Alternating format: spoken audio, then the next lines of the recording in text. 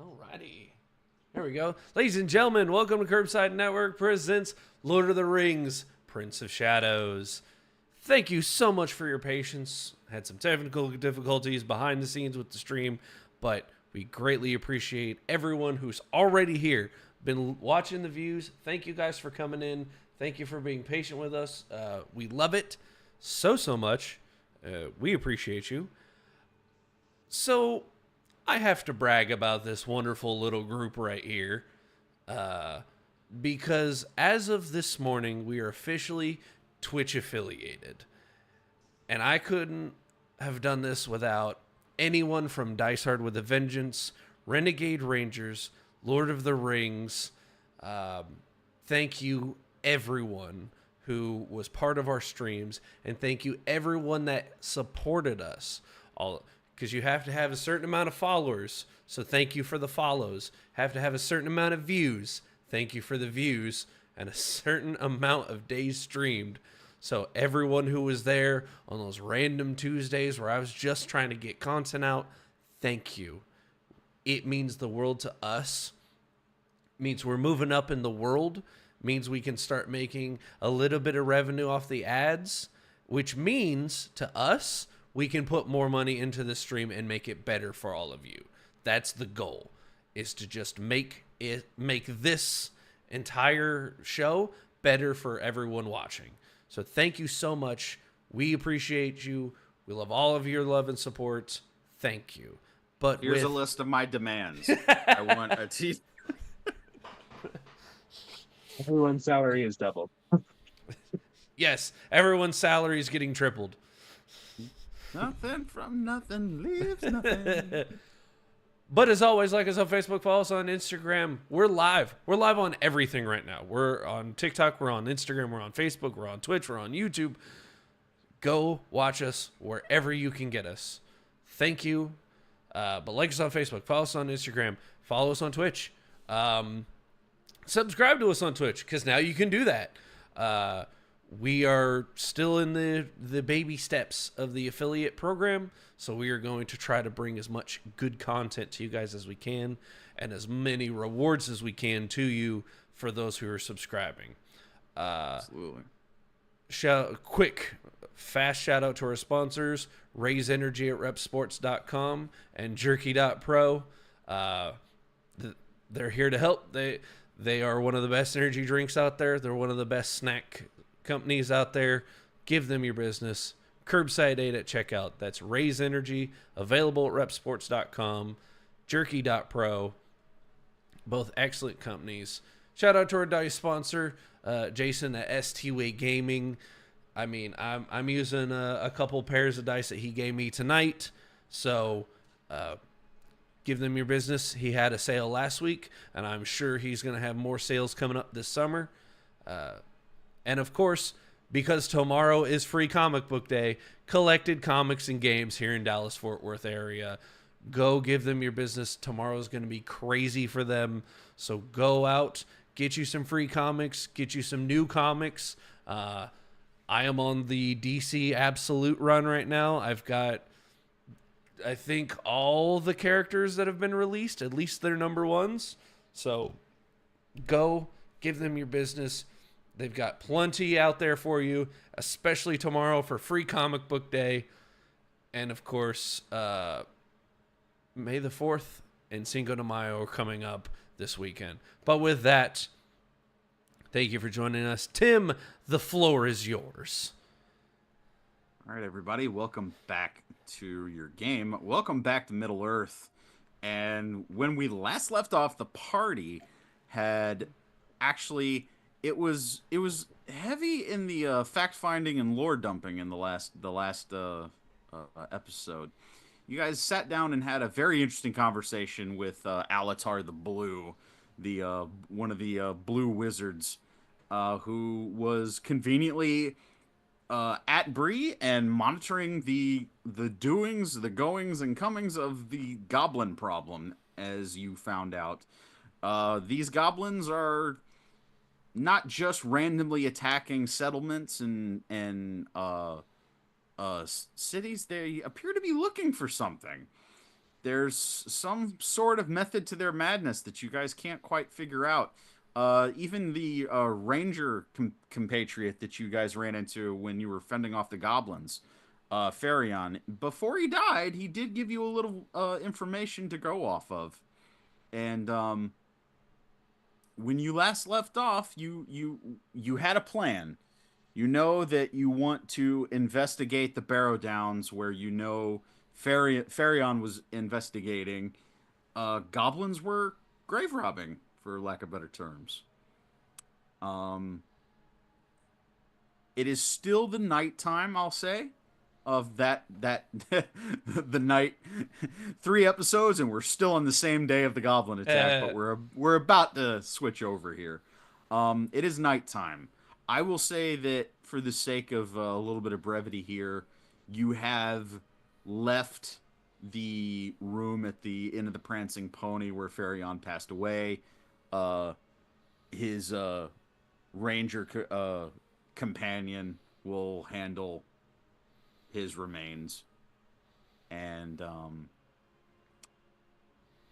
it's up to you guys. I assume the party wants to have a good night's rest, but I'm gonna give you guys the option. You can try to find some type of room at the inn. You have a few options to you, whether you want to camp out in the woods, if you want to go back to Willow's home. It's completely up to you guys. So, decision time for the party. Unrelated point of order. Did we get Ranger Homeboy's name? The surviving one, not Varian. Did I mention? I think I only mentioned it once. Yeah, I think we did get the name. Did you write it down? I'm looking through my notes right now. Because I'm not gonna lie, I grabbed it from a random list of names. His name is now Tim. No. His name is Bob. No, Right. I think it started with an I. I only have Farion. I'm sorry. All right. Well, Yeah, it's not one of the names I jotted down. So I'm going to retcon that into another random name because I think this might have been it, but I'm not sure. Illithin. Sounds about right. Illithin. Adding that to the list. Ilithin. Thank you.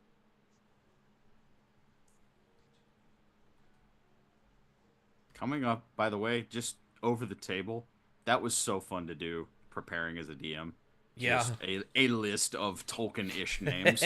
So fun. Anyway.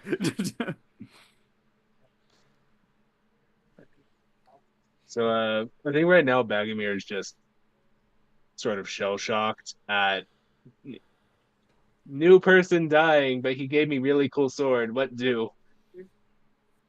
That is correct. He did give you his blade, which, as you found out, was marked with ancient, like, Rohan, like, runes on the hilt of the blade. We're all standing there together, correct? Correct. Okay. So I'm gonna turn and like face everyone and just say, I have some food as well as a place for everyone to lay their heads. May not be much, but it's good and cozy if everyone would like to go back to my home. Well, Father did speak very highly of a hobbit feast once, so who am I to say no? I mean, after the day we've had, I could fancy myself a hobbit feast. Well, don't know about the whole feast, but definitely a good solid meal. Bagomir is just enthusiastically nodding.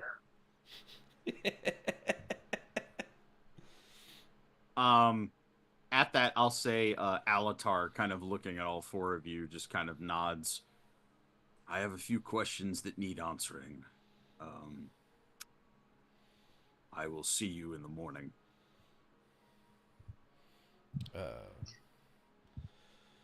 We will reconvene at first light. Yeah, he's not off the hook that easy. I got questions too. Yeah. Oh, you wanted to? Are you trying to engage with him before he leaves?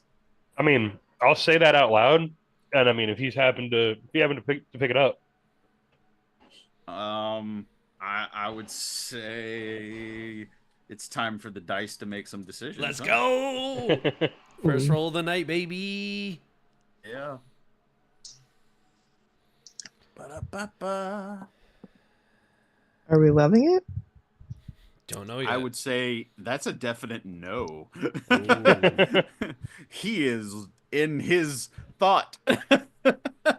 A little oblivious, those wizards. That bad, huh? At least in this moment, yes. He's trying to figure out a way how to outdo Gandalf's dragon fireworks. Right. Right. Best he could do was just, fix things with fire. Never seen a house be unburned by fire. Right?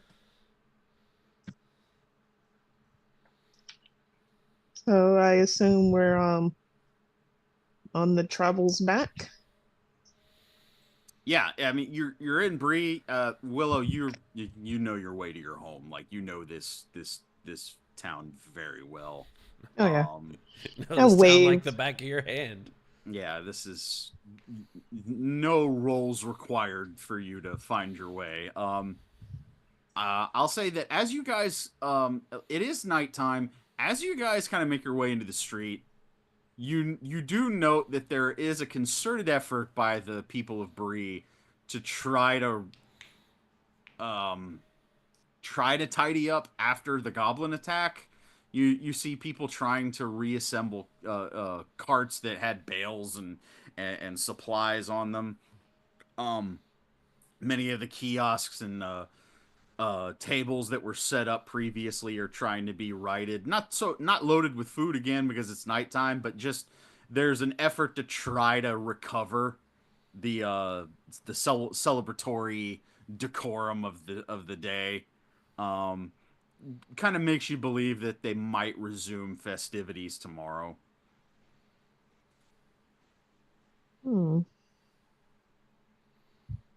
Before leaving completely, Willow's gonna try and look for the kiosk that had baked goods Yes. and see if they possibly have like a pastry she's looking for, or at least a pastry or two.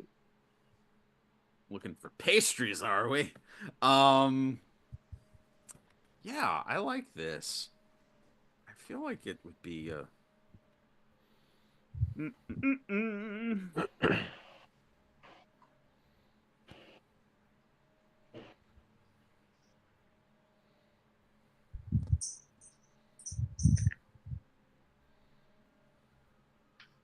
Okay, I'm gonna say that you found one of the kiosks that were set up that had pastries earlier in the day, and they're kind of like closing up shop for the night.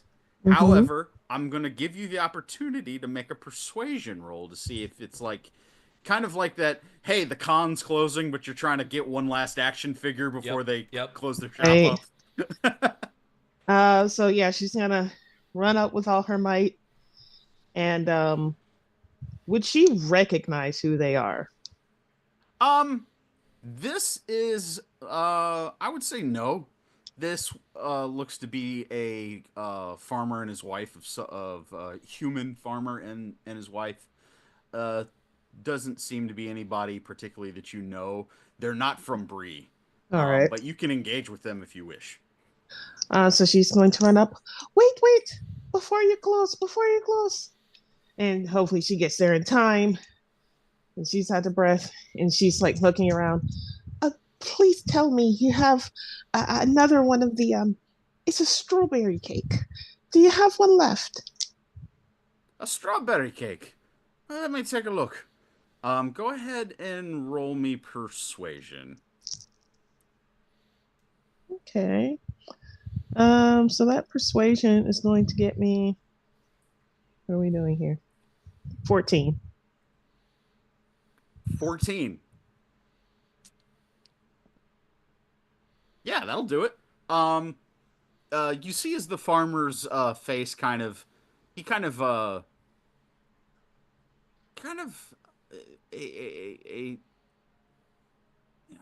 what's the word I'm looking for? Definitely a worry warned face, hard lines, but you see as like a small smile creeps over his lips, and he just kind of nods. Seems like for whatever reason. Audio cut out. Ironically enough, we're in the middle of a Twitch ad. Ah.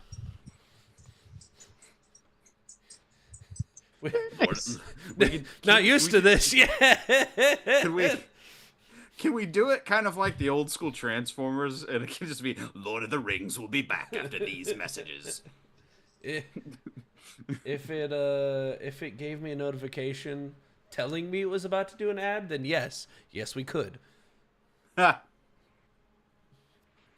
Get us a Full Metal Alchemist So do bumper. I have to wait for the ad? Yes. No, you should be okay. Okay. All I was gonna say is his demeanor softens, and it looks like he does have, in fact, one strawberry cake that has remained unsullied by the attack, and you do see like the icing on one side is smushed a little bit, but it has been saved. Yeah, it seems like I've got one left here. Well, thank you. And how much do I owe you?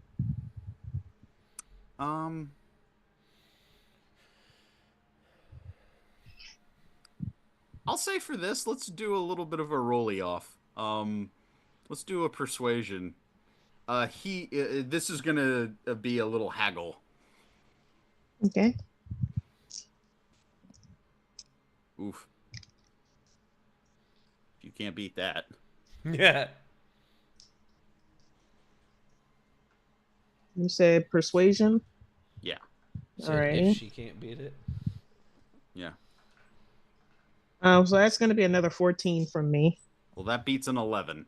So, he looks at you and he goes, "You were one of the group that helped fight off the goblin attack earlier." My arrows did find their mark. We appreciate what you done. Here you go, lass. And he just hands it to you.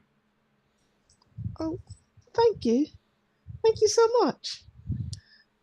And she's going to like give a small like bow / curtsy all at once. You see as he just kind of tips his like straw hat. And she's gonna run back over to you guys. And question, how big is this particular cake? Kind of like, I'd say a small size like strawberry shortcake. Okay. Meh. Not like meh, but like meh. That's for her. It's me. right. Well, I can't use a company's name that I think, like, it is nothing but Shire Cakes size. There we go. Okay. Beautiful. Beautiful. It's perfect. It's perfect. Oh, that needs to be a brand. All right. It was perfect as she trots back over to That the is game. Next thing you know, measure. next thing you know, we're gonna stop by Hobbit Hole Depot to pick up some building supplies. Right.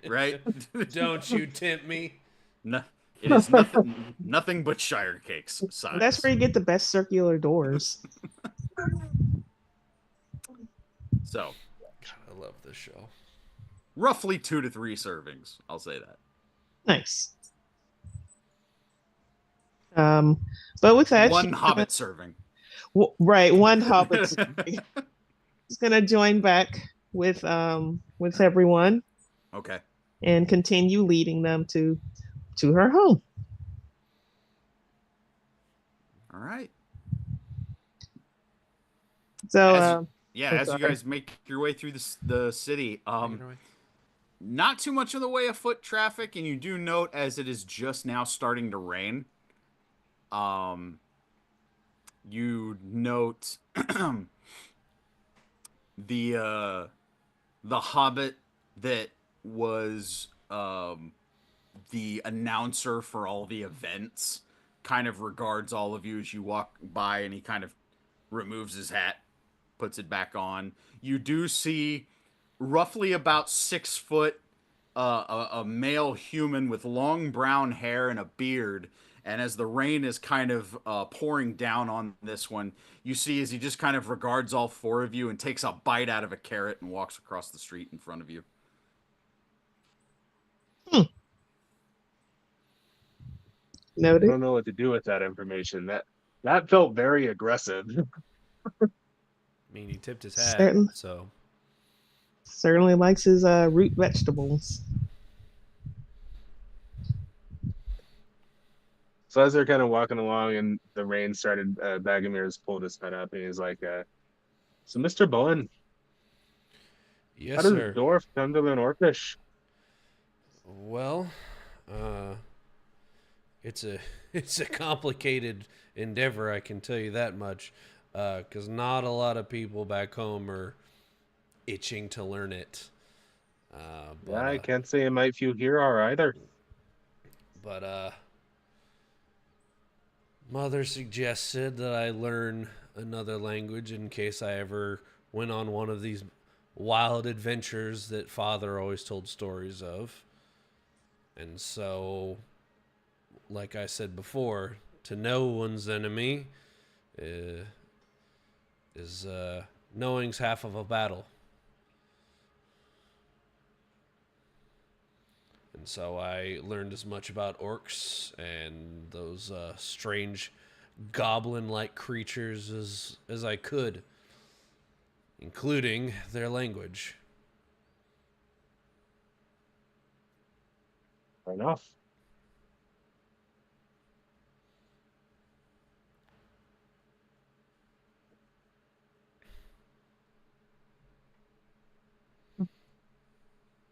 Okay. Sorry, I'm If there's nothing else. Not until we arrive at the home. Mm-hmm. Okay. Nothing of note happens on your track there. It's Bree, for the moment, seems to be fairly safe for now. sorry, I did have a question that I just now recalled. Is there like increased guard activity? A little more so than what you had seen in the past few days, yes. Okay. You do note where usually there's just usually one or two watchmen at the main gate. You do see a group of about 3 or 4. Uh, Bree, for the most part, I mean, it's not Minas Tirith. It doesn't need nor does it have a complete, garrison, but you do see a few more, it appears, have volunteered to hold positions of at least temporary guardsman duties. Okay. So they're definitely not pulling the lightning's not going to strike twice mentality here. No, Okay, no. good. For these people, this is hot. This is definitely a little more alert and a little more, call to action. Okay. Wonderful.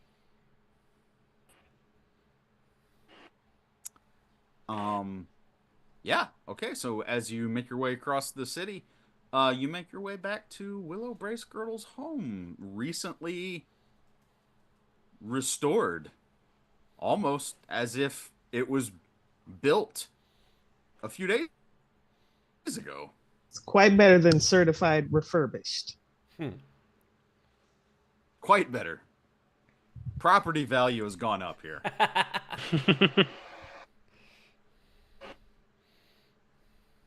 Are there hobbits jogging with their dogs? They're doodles. Yes. Yes to all of that.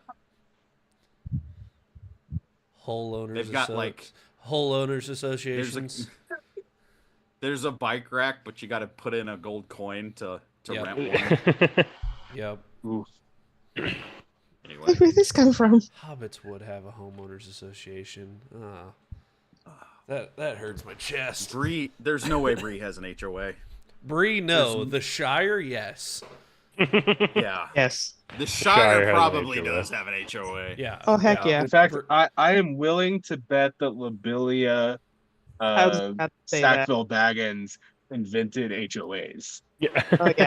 Oh my gosh. And her Oh. husband is definitely the leader of the Night Watch. Oh. I hate it here. Yeah.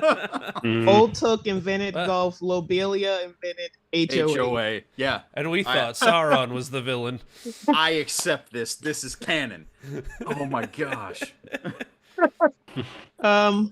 So as we're going back and we enter into the home,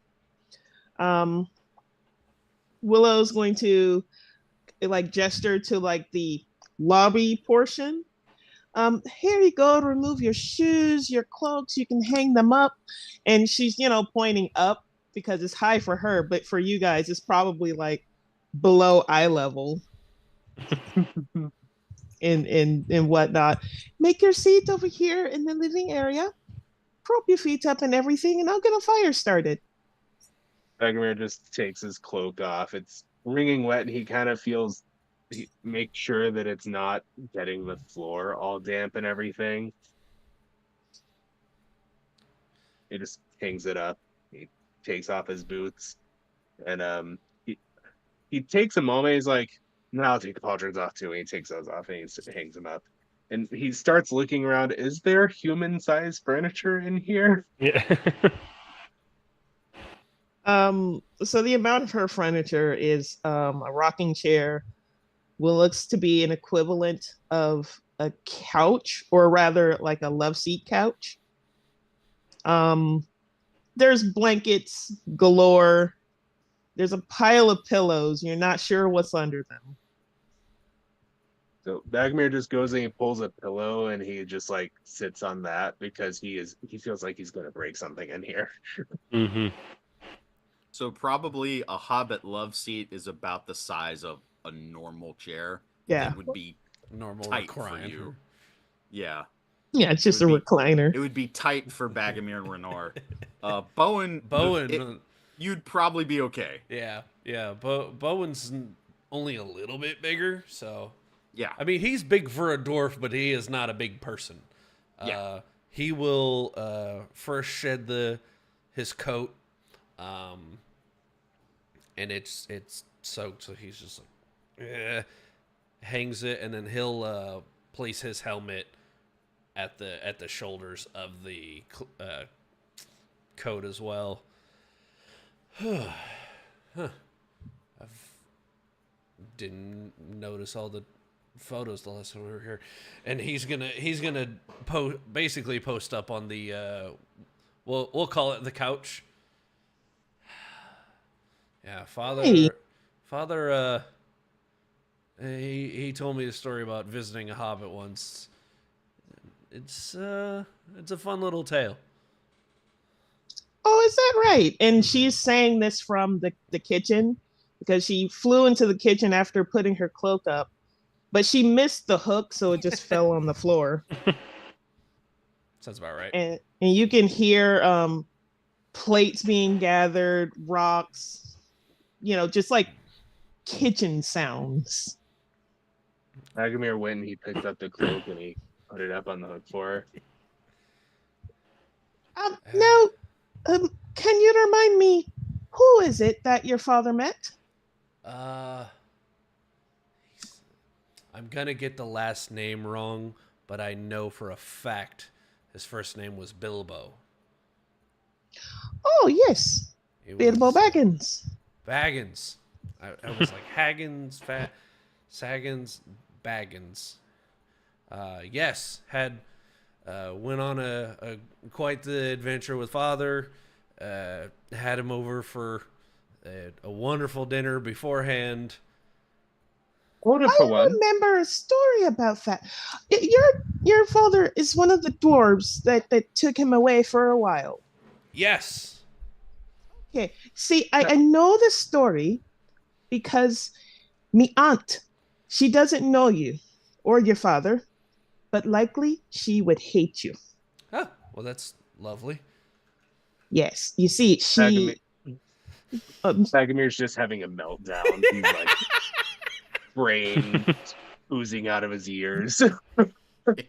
yeah, and as she's like moving plates, she goes, "Oh yes, you see, in his house, very very nice, much better than mine, and bigger. But she loves that Wha- particular property, and she wanted to claim it. And with him being gone for so long, she thought she was going to get it. I'm not sure how, but she tried.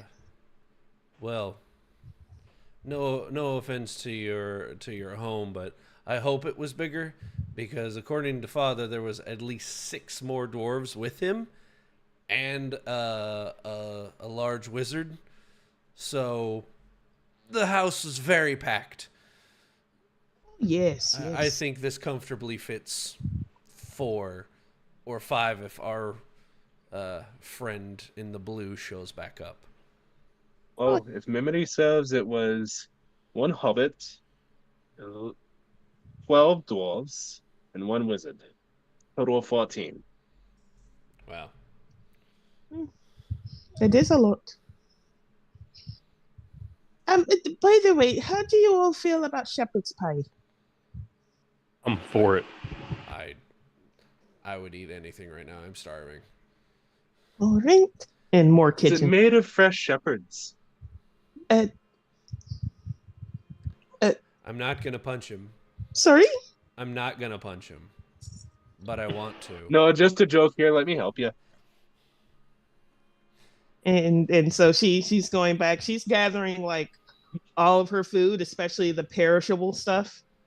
Um, she's throwing it to a cauldron, making like some soup or whatnot because she's like, you know what, I'm leaving and it's gonna go bad. So, boop. You even see like in her little refrigeration, we can use that word. Some leftover like turkey legs that also get prepared for the meal. You never told me. How do you get the turkey so big? Hmm. So there's a farmer off on the edge of the Shire, Farmer Brown. He has some ridiculously large turkeys.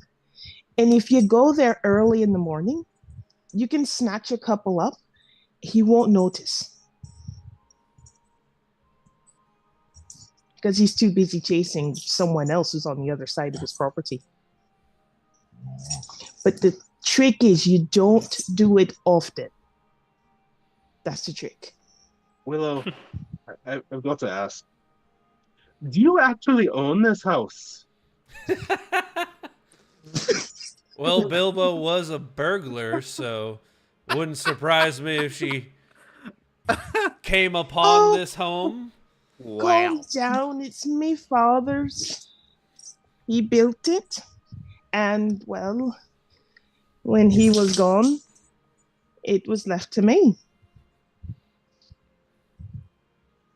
And she goes back to what Bo- she's doing. Bowen elbows Renure. He's pretty good too. Like elbows him right in the wound. He's a pretty good burglar too. Yeah.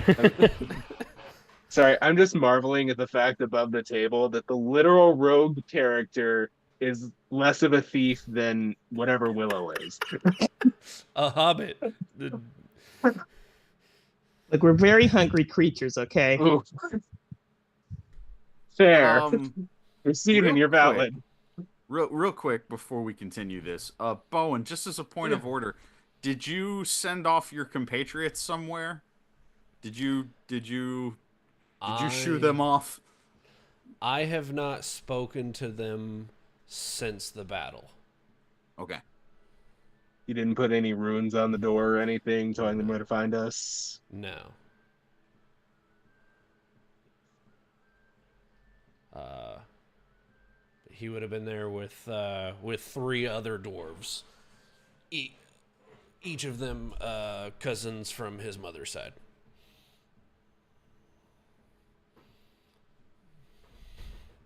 But no, So Willow, you live here.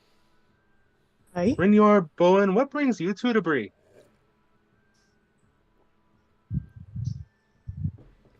Seeing as we haven't had this conversation in Yeah. character. you're right. We'll go on. Oh yeah. I'm sorry. I assumed that you would want to take the floor. I was simply here for the celebration.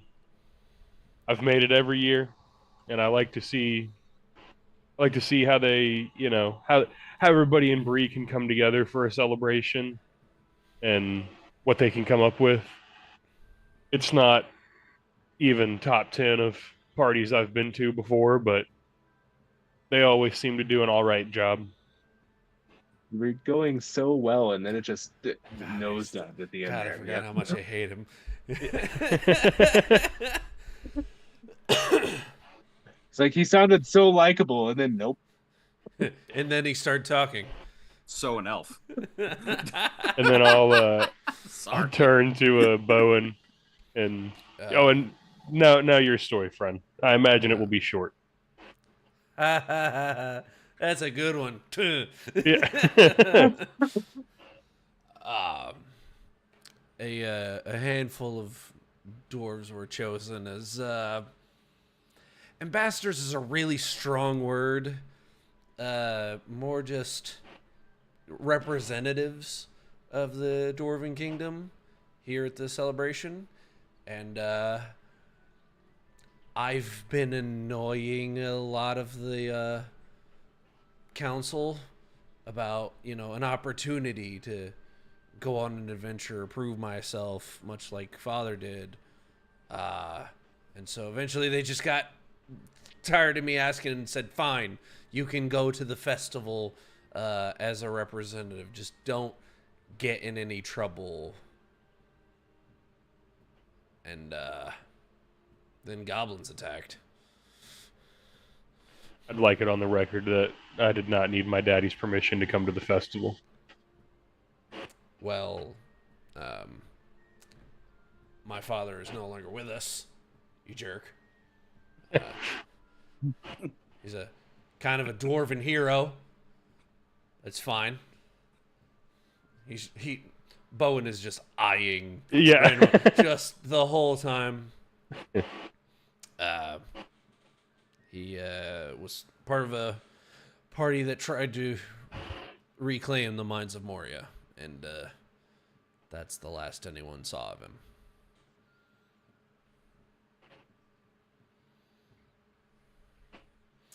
But came here as a dwarven representation, and I was having a blast until, well, we were all there.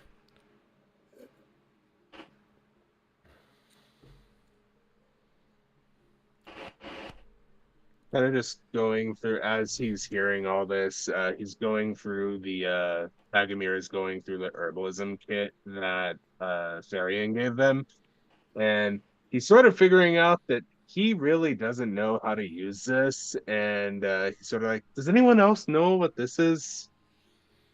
Can I take a look? Where are you in relation to Willow, as she may be able to notice you?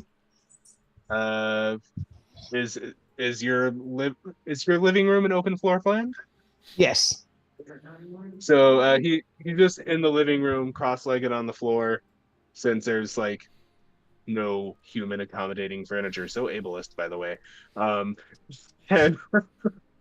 uh, just he's like going through it, and, like mortar, pestle, doesn't really know what to do with those. She walks around the corner and she's like stirring something. It looks like a beverage. Oh, I know exactly what that is. Can make a lot with that. Yeah, let me put this down. She puts There you it. are. You'll get more use out of it than I will. Um, was there something you were trying to do? Maybe make some medicine for Renoir? Nah, he'll be fine. Shame. Are you sure? I kind of look at Bowen.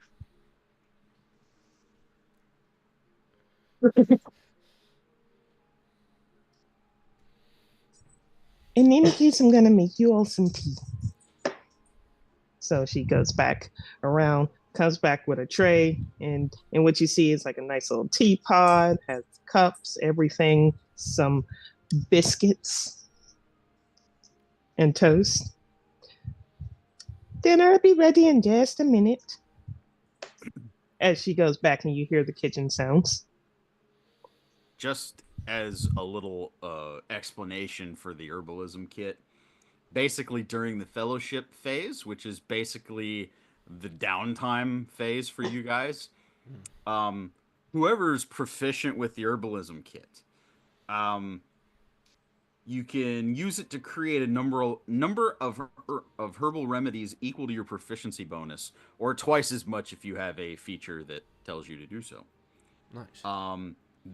Any one of those remedies can be expended to gain advantage on a intelligence or a medicine check. It can also be consumed as an action to gain advantage on saving throws against disease and poison for 1 hour. Nice. So raise your hand if you have proficiency with an herbalism kit, because I don't.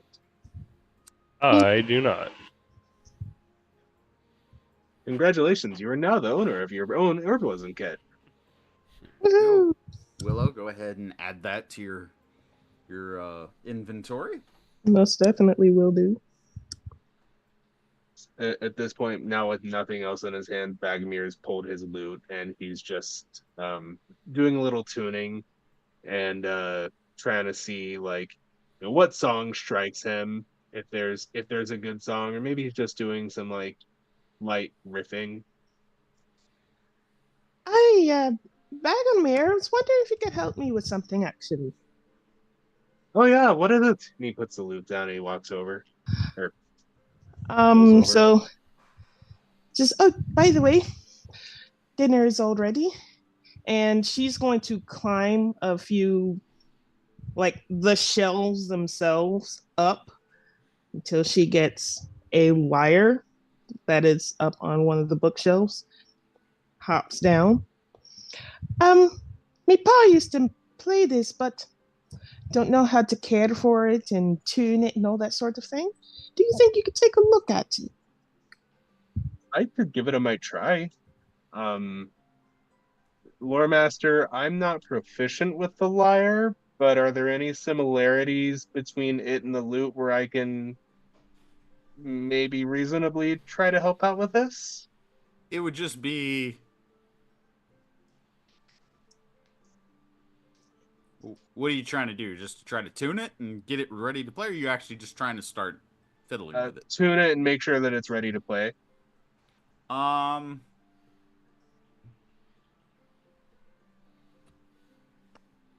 Let me see on the abilities. What I think And that IDK, would if I be. could fudge a performance check out of that, or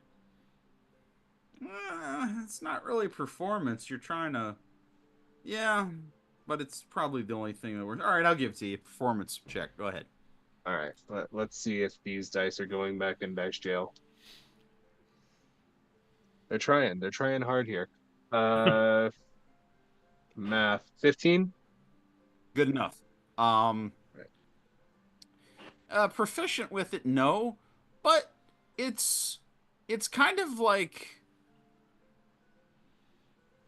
you have some musical knowledge, and you're not unskilled. So it takes you a minute to kind of get the handle for the completely different instrument, but you do start Mhm. playing a few decent melodies with it after like a good 5-10 minutes of kind of tuning it, tinkering with it, and then you start playing in earnest. And while this is happening, as Bagomir has left the room that we were all in, Willow's in the kitchen, wherever they were at. I'm gonna cross over to where Bagomir set his loot down at, And I would like to observe it, give it a grab, and reverence is the best way to put how he's handling this instrument. Oh, In admiration, he is very fascinated by the craftsmanship to it. And then he would like to pick a few melodies on it as well, strum a few chords. okay. I'm proficient in lute, so Oh, okay. Yeah. Give me a performance check as well. let's see. I am not good in performance. Oh, never mind. I'm the greatest ever. 16. 16. That's certainly good enough. Especially since you weren't exactly calling a shot. You weren't saying you wanted to play some complicated piece. You gingerly pick up the lute and just start kind of playing with it. And once again, after a few minutes, you all hear now as you have a lyre and lute playing, and it doesn't sound bad. They're actually kind of harmonizing, and you guys kind of find on the one of you starts playing a little higher octave and the other a little lower octave, and you start really harmonizing with the two. Not even playing a song, just kind of like, basic chord progressions. Mm-hmm. I think this is the most teamwork we've seen from Rainbow in the entire game. And as we're picking along, we're doing our thing. Dinner time has to come eventually, so Rainier is gonna, if there were some pillows, near where we were at, he's gonna kind of make almost a throne of sorts. Just make sure it's a very well protected. Set it back down politely, and put it back there. And he's gonna walk back over to where he was kind of holding down the wall with Bowen earlier. He's like, it's a beautiful instrument, actually. And just pretend like nothing happened, and then just stand there. Or as a guitar guy. Yeah, wonderful craftsmanship. Agamir just stops mid strum on the lyre. He's like, Rainier, Yeah. I take back half of the nasty things I thought about you. But not half of them that you've said. See, that's the sweet spot. We'll get there. Gosh, I love you guys. But she did mention that the dinner is ready, and as the What lyres, did Willow make? she made, like I said, there's still some turkey legs that are on the table. You can see like a lot of it's like leftovers or things she threw together. Like there's what looks like a potato salad. There's some soup going on. It's a nice little vegetable soup. Well, actually, there's some beef thrown in there. So a nice little beef stew going on. She has some shepherd's pie. Looks like there's about 3 of them, along with an assortment of vegetables, fresh, steamed. Everything looks great. And she, as she presents everything, she goes, I know it's not much of a feast or anything like that, but it's what I have left, and it'd be a shame for it to go bad as we're about to leave. And she brings out some more tea, and she says, oh, wait, I am going to need a bit of help with the last thing. In that cupboard there is a wee bit of ale. Oh. You see Bowen's eyes. Oh? Oh, yes, I like to enjoy. And she takes out her cups. They're not full-size cups, okay? They are like kid size, the extra small that you get from McDonald's. It's like I only can take one of them every so often. But she gestures over there. But yeah, you can go over there and get yourself to your heart's content. At the mention of ale, Rainier is going to turn, and he's going to like put his head, he's going to like grab Bowen's head and like push him, like little kid stuff. Like when you're redirecting him, he's gonna like grab his head and push him and like run off. Idiot! Like push him and start running that way. like stumble through the doorway to get to where the cupboard was at first. And like, This is a very large child you're trying to push. Yeah. You're just like, Yeah. It's more just to boost me than anything. You're just the push off point that is funnier. and Oh, so- you can even see where she took the small strawberry cake and did her best to cut it in fours so that everyone could have a slice. Bowen will let Renior like push off him to get to the cupboard, but then as Bowen gets to the cupboard, he's gonna like hip check him a little bit out of the way. Just, I feel like whenever they do this, there's like a cup or something that falls, and Bagomir just barely catches it. You know what? Yeah, you're jostling around way too much. Bowen, give me a strength Yes. check. Ah, Renor, give me a dexterity saving throw. Yeah. Oh yikes! Oh my goodness. Ooh. 14. that's a string of sounds we don't want to hear. 14, just straight strength. Yeah. 10. Yeah, okay, yeah, when he hip checks you, you go right into a cupboard. Yeah. And Bagomir, I'll say that in the moment you do see is like a pitcher. A glass no. pitcher at the top starts wobbling. Woo, woo, woo, woo. I'll give you a reaction here. Taking it. Are we looking at a dex saving throw? I don't think it's sleight of hand. Yeah, that would be acrobatics actually. Oh. I'll say Yeah. to try to catch this thing before it falls Okay. and hits the ground. Right. Before these two ruffians. That's what 13. low brace girdle hates. Good enough. Okay. Basically, no. I'll tell you what happens with a 13. It falls, and you're like it's almost in slow motion. You're like, no, and you go and grab it, but it kind of Gwen Stacy's, and it Oh no! and it hits the ground anyway. It cracks a little. It does not break completely. Yes, I just This man used just that. said Gwen Stacy's. I'm Yeah, sorry, it- I'm still shook. Wow. Renior's gonna like slap Bowen up the backside of the head while we're standing there. We're like, dude.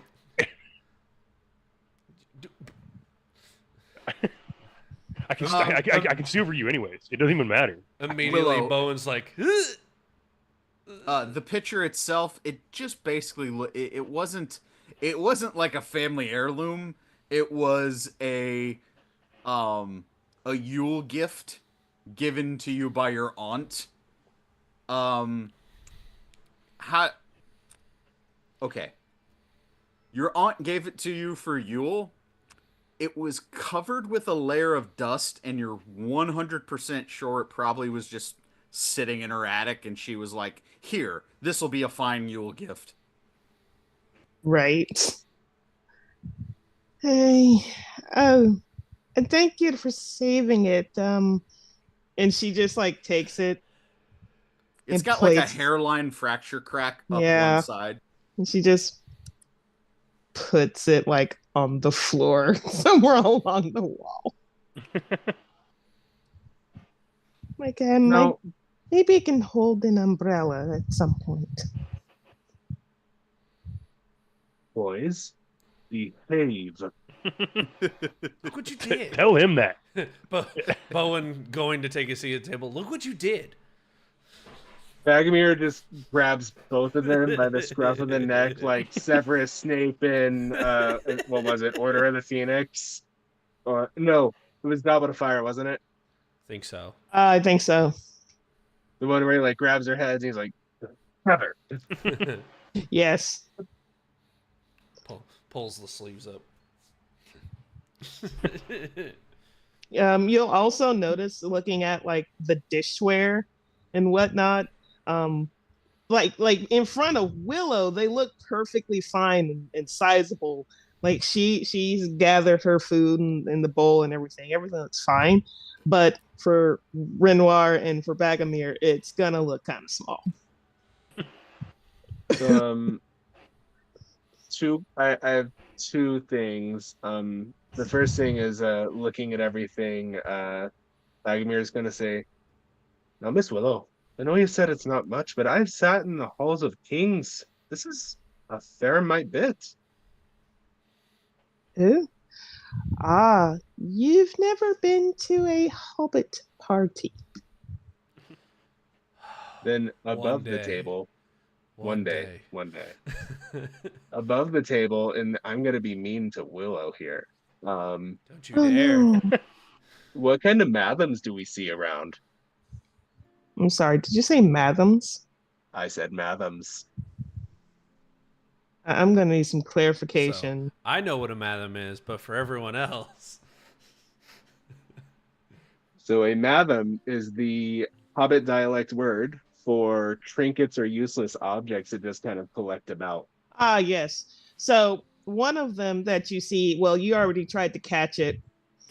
Um, is the picture that was up there. Most of these, you can tell that they were trying to relate something to being in the home. So there's a cookie jar, but it's in the shape of like a house. Um, and there are random dried herbs, dried flowers about. There is what looks like rocks. Well, they're rocks and they're lining up along the windowsill. There are horseshoes all over the place. All over the place. And they are either used for items. You would have noticed some on the hooks on the wall, or just as decoration. There's a picture that was actually painted of Willow and Will sitting very nicely in the kitchen. Man, I mean, like in my head, the place is cluttered because I can imagine just all sorts of things, as well as like more paper and books and more kitchen utensils than what one person would even use in their lifetime. Just all the measuring cups, all the spoons, and lots of plates and cups and everything else. So to quantify, there is quite a lot there, but those are some things that stand out. Oh, and mason jars. Can't forget the mason jars. Willow cans. I knew she cans. I knew it. I feel like it's a prerequisite as a hobbit that you're into canning. Yeah, you got to preserve your food, man. Those winters are harsh. You know, when you have to have square 7 meals a day. Yes. Yeah, you kind of skipped dinner, so that's why supper was very important, Willow. hmm But yeah, those are the mathums that you see. I like to imagine Bagomir's paying so much attention to the house. Bowen and Renoir are just like loading plates. Oh yeah, shoveling Like, it on, man. Like he's just That like, is oh, this is a lot of absolutely what's Hobbit happening. stuff, and they're just like, give me Yeah. one of those turkey legs. Yeah. Give me some of that pie. Man, I want 2 rolls, dude. Back off. I know. No fighting. No fighting. This is the kitchen. It's a place Yeah. of peace. Renor I'll ask you this just for your character's backstory. Is this the first time that your character has experienced Hobbit cooking? I don't think so. Okay. He's definitely been around enough. He's been to the Shire. We've been around. We've been everywhere. We've done a lot of things. But with Then- all that said, this is a damn fine meal. Yeah. Then this kind of stacks up very well against Oh yeah. what you've had in the past. Mm-hmm. This is certainly not like a banquet style, but like this is good eating. This Oh, is, yeah. This is 100% Bowen's first like Hobbit dinner. Okay. But he's had it like talked up since he was a kid. Sure. So he's just like, oh yeah, here we go. Today's the day. Today is the day. I'm imagining we're all sitting down eating, and it's just Bowen and Renyar just like shoveling food in their faces. I'm talking like mashed taters dripping out the face, and like Renyar just looks over Bowen like, "Hey man, I think you've been here before. All right, keep it classy. What are we doing here?" And then turn to Willow, and be like, "It's a fantastic meal, and incredible." And still just absolutely going ham. Like, Oh, I love it. That's amazing. Agamir's just looking at the amount of food that Reynor is shoveling into his face, and then he looks at the amount of food that Bowen is consuming. Like Bowen, it makes sense. Bowen's stout, but like, where does Reynor put it? no, Yeah, no, that's like, the paradox. Bowen is like picking a turkey leg clean, and he's like, I'm surprised elves have as good an appetite as you do, as he's just into the second leg. Very delicious, Willow. Thank you. I think, of course, it's been a while since I've had company.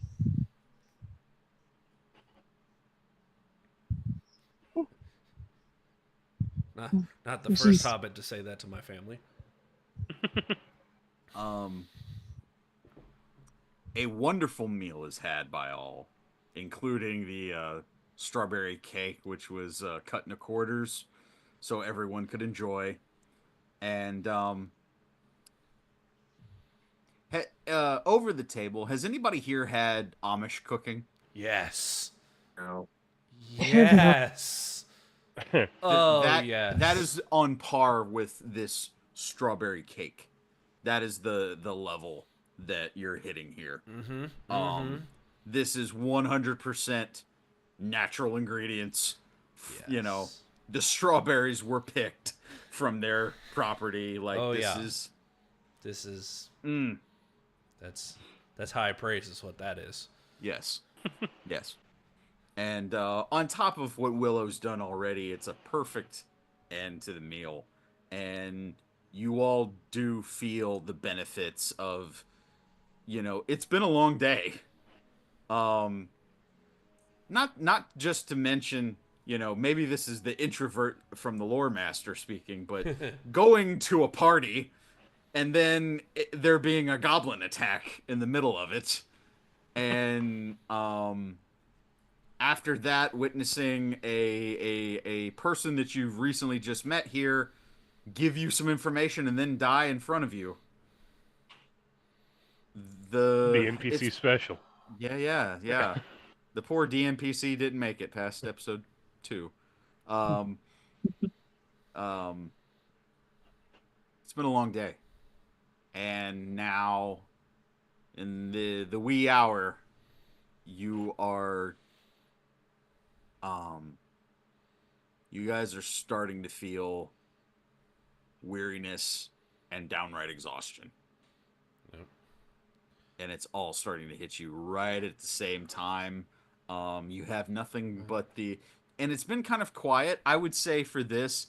Bagomir and Renor maybe picked up the lute and lyre again and have been kind of quietly, not even playing, not even a concerted effort to play a song, just to kind of just have music playing in the background and just a relaxing evening after everything that's transpired.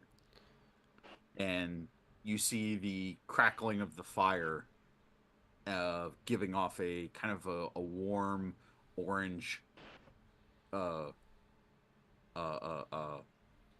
gaze to the room. And the later it gets, the fire kind of dies down. And Willow, I'll say, would you give me just a perception check? Or While they are playing, Bowen will be cleaning up the mess, very similar to the dwarves visiting Bilbo. Or Yeah. yes, Bowen did destroy half the table, but he is just carrying all the plates to the kitchen, and he is Acrobatics, Bowen, please. Oh yeah. 15 for the perception. Okay. Hey, that's a good roll. That's 16. Okay, so Bowen, you do have the moment of the stack of plates kind of snaking just a little, but you correct it. You bring the plates to the cupboard where they were and start returning them to their home. And I feel as you're like in doing, go ahead, Bagman. I was gonna say, I feel like in that moment, the song that Renior and Bagomir are playing is just a low key version of "That's What Bilbo Baggins Hates." Yeah. Oh yeah, just Yeah, like Bowen's I definitely love it. humming it. He doesn't know the words, but he definitely knows the song, and he's just. That's what Bilbo Yeah, I like that. And Willow, what you notice is that the fire kind of it's really late now, and the fire starts to die. But before it does, you notice that the embers in the logs that are placed there, instead of that reddish orange glow that should be there, you notice the subtle hue change to a blue, and the blue kind of like a not like a black light, but it kind of hits like a blue mood light lighting to the room. Very low, not harsh to the eye. And it just there's nothing happens, there's no voice, there's no anything. It's just a subtle sign, like you almost feel like for the night that you're protected. Okay. And it's just Um, and it's an enduring subtle blue glow from the fireplace. she's going to acknowledge it, have a feeling of safety, and she's going to start directing where everyone can sleep if they so choose. Um, because as you can see, her rocking chair, that is a place where she more than likely just falls asleep in the middle of the night anyway. But there's at least two rooms that she directs them to, and you can use this one if you like. Um, I have blankets, pillows, and this one as well. And you can tell that one of them is clearly her room, but it's like it has the feeling of she goes in to get what she needs and then just leaves it again. And she mostly spends all of her time in the living room. Whereas the other room, you can tell that it was lived in at some point, but has not been touched in a while. Um, but she still offers it as a place to sleep as she starts making her, but again, her usual spot in her rocking chair so she could go to sleep. As everybody kind of starts, moving around, doing their thing, Renior is going to walk over and pick up the pitcher uh, and set it with his effects. Wherever his bow and sword and boots and everything ends up at the end of the night, he's going to set it with his stuff. Okay.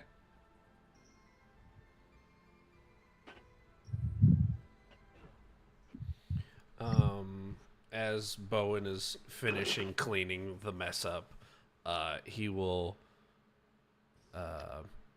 take off the boar gauntlets and his boots, place them next to the couch, and he'll just he goes to lay down and he actually fits on it. unlike any Unlike anyone else that tries to lie on a couch, he's like, "Oh, this is the perfect size." Yeah. Bagomir will go to the bedroom that he's been loosely assigned, and before he retires, first he's still not entirely sure about Willow since she's stealing stuff from pretty much everyone. She he takes a pretty good stock of his belongings just to make sure that nothing goes missing in the middle of the night. But he also, for the first time, fully removes Horseman's Might from its sheath, um, and just kind of like looks at it and gives it a few careful just slices through the air to test the weight of it.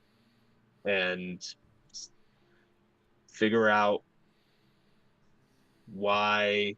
Like, he gets the why, but the why him, the why was it Bagomir and not some other Rohirrim that happened to be riding through that would get this blade that seems to have so much history behind it. And he'll just go to sleep on that note. Okay. So, the four of you fall slowly to sleep. The first day together, quite an exhausting one. And one that offered more questions than it did answers. But a good night of sleep is had by all. And as the sun comes up the next morning,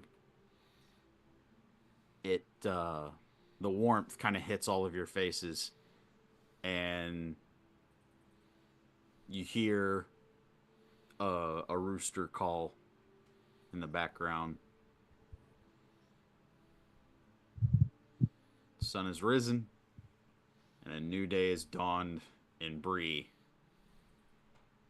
And just as a quick little reminder to all my players, you guys did level up to level 2. Yeah. So, just as a reminder, I hope everybody did their upgrading and their leveling up and choosing of abilities if you had that option.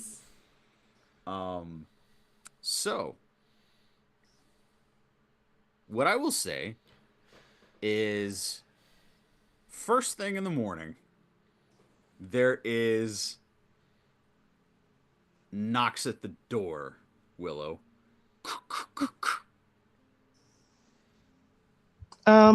Question. Heavy-handed. Has there been enough time to prepare some tea?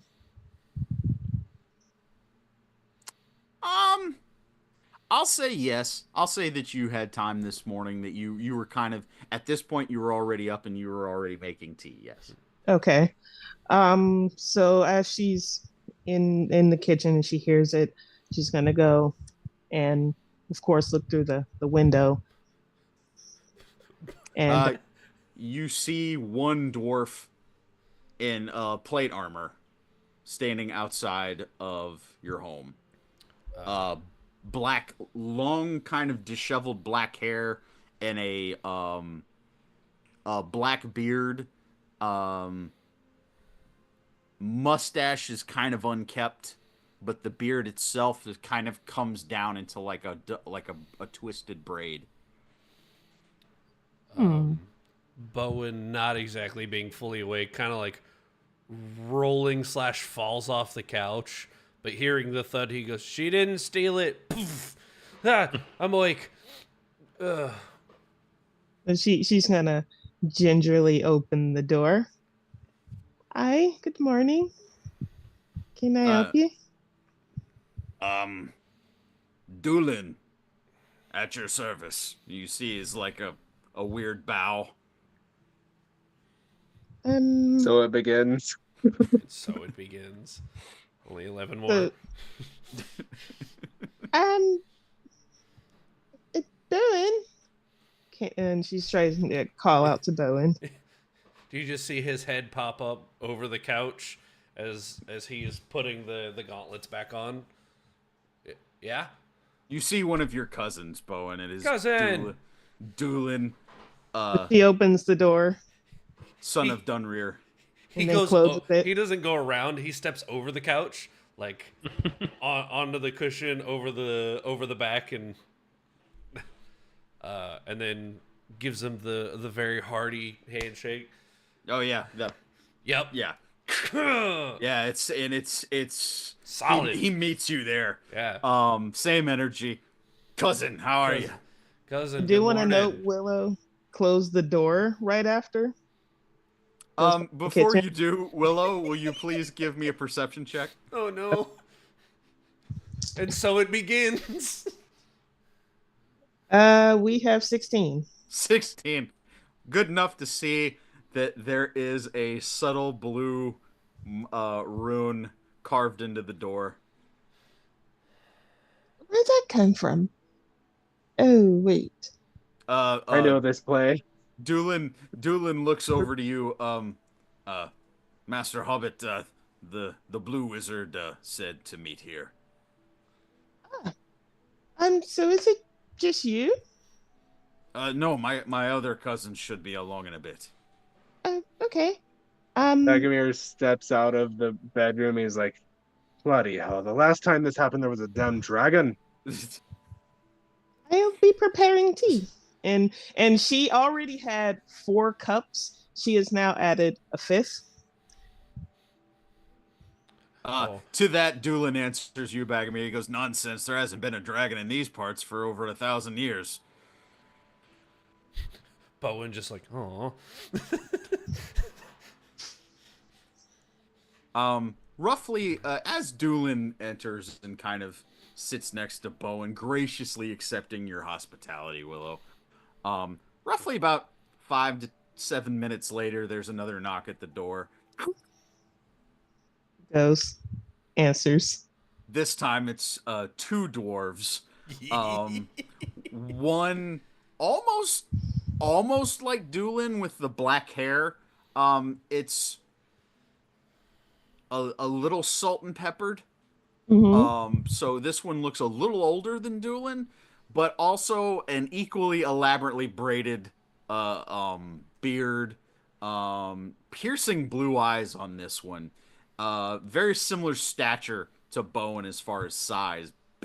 Big, even for a dwarf, fairly big. And this one says, "Aye, Fenrir, at your service. And this is my brother, Dwarin." And Dwarin, also a little shorter than his brother, kind of just bows awkwardly, as if it's not quite his custom, but he, basically he's following what his brother does. Were you also sent by the Blue Wizard? And Fenrir speaks up. I'm amiss. We were told the Blue Wizard told us to meet Bowen here. At that, once again, Bowen, cousin! And this time, for Fenrir, he gives him a very hearty chest bump. Yeah, and Fenrir, aye. We ended up having to sleep at the floor of the inn. It was bloody awful. So Willow's gonna close the door, go back in the kitchen, and add 2 more cups. Bagomir kind of looks over at Renyor. He's like, why is it the dwarves always travel in, what's the word? Is it boulders? Well, what's the word for a group of dwarves? A rock. Cornucopia? A pod? I don't know. A pod of dwarves? A murder. Yeah. A business. A band. It's a business of dwarves. A business of dwarves.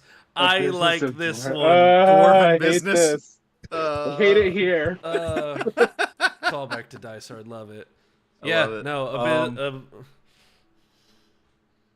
Oh, thank goodness you spelled that. I'm.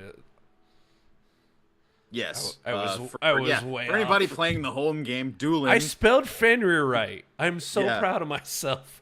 Yeah, Doolin, Dulin, Fenrir, Fenrir, and then Dwarin, Dwarin. I was way off with that one. Alrighty, cool. As I said, making up Lord of the Rings names is fun. Right. Also, Willow seeing that the cups that she just put out is not going to, she has not made enough tea, so she's going to make another pot of tea. So that, okay, let's see this. That's 7, 8. Okay, I need to put another pot. All right, we should be fine. Dwarin actually, he goes, aye, but we didn't come unprepared. And you see as he pulls out a sack. And in this sack, he opens up, and you just smell the wafting of freshly made biscuits. Just That and a heavenly aroma for those of us who are biscuit fiends. And you see Worth after my own heart. they are golden brown, perfect, and a sack of them. And he goes, "Aye, if anyone has butter or honey," and he basically like sets out like a plate of them of like 20. Hey, let me see here. Have a bit of butter and some honey. that's Willow, do you mind if I have a pipe? Of course. And she's actually gonna run over to a jar that's just big enough to hold a nice little like selection. Here you go. Take your pick. Oh, just pulls out some pipe weed and lights up. excellent job on breakfast, cousin. And with Dwarren, he'll hit him with the predator handshake. Nice. And, Dwarren kind of even does- Renoir hears like the clasp of the. By the way, Bowen, you are very similar to Dutch and Dylan. Yeah. You're a little stronger. Yeah. But Dwarren's he is strong, but he's not as big as you, and he's not as He's stout. he's the little brother, but he's not little. He's not little, but compared to you for a Yeah. dwarf. Yeah. It's good. Also, Doolin goes, I didn't come unprepared either, and he pulls out a jar, and it's jam. Yes. Some of the locals were very kind to us for pitching in yesterday with the goblins. To be honest, I'd kill goblins for free, but Right. How many'd you get? I only got one. I feel bad. Doolin kind of looks down. He goes, "A wounded one." Fenrir's kind of standing there a little Chest taller, out. Chest out. chest out a little bit. He goes, Yeah. "I got two." And Doolin, you see as his face turns red, he goes, "One of them I wounded." I got one, and then I nicked a warg with an arrow. Dragomir just got him- blows got him. out 3 smoke rings. Got him right on the hind leg. Yeah, Dwarren actually kind of he just kind of as he's like chomping on a biscuit, he just puts a finger out. He got one.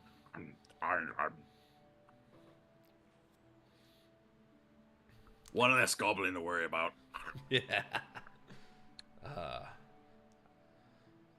Be honest with you, cousins.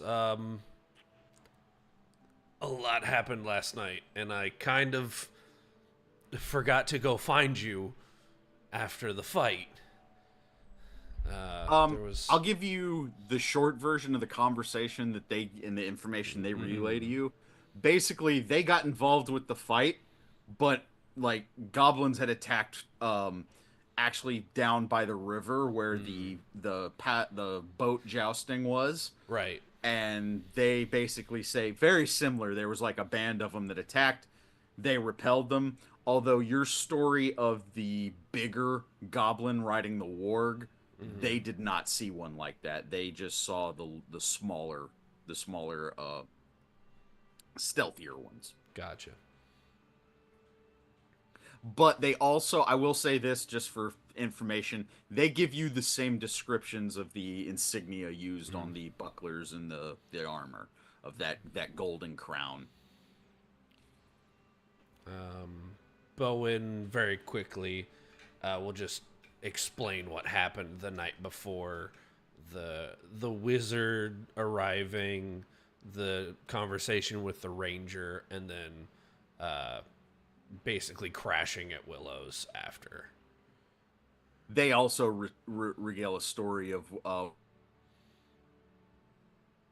one of the men that took up arms to defend Bree, and it was a Barding. He was from Dale. He lost his life in defending the city as well. And but that is also where LOTR kind of was helping to rally everyone who was here. They said that at the beginning of the attack they didn't see Alatar. They didn't see him until after it was over. But basically, Alatar was afterwards was kind of marshaling your friends and basically told your cousins where you were, what was going on, etc.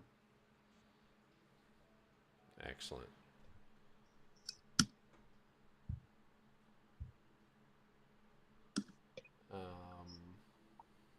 Yeah, after giving them we'll call it the debrief, Bowen will just take a seat at the table and kind of explain to them what the plan was, at least for the four of us, and what the plan was for the day.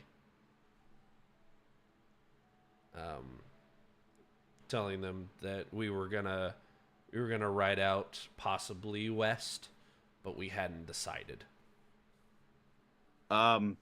Doolin, for the sake of having a leader amongst the three, you want us to go with your cousin? I'm never gonna say. Actually, that's a lie. I am gonna politely say no. I think Fenn and Dwarren should stay here, help with the city as best they can in case goblins come back for another round. Doolin, I think you should head home as quick as possible and let them know what happened. And you can see his Doolin's eyes kind of cut amongst the party, almost like he's doing a quick calculation. Dwarren's a faster rider. What say you, cousin? You want to head back?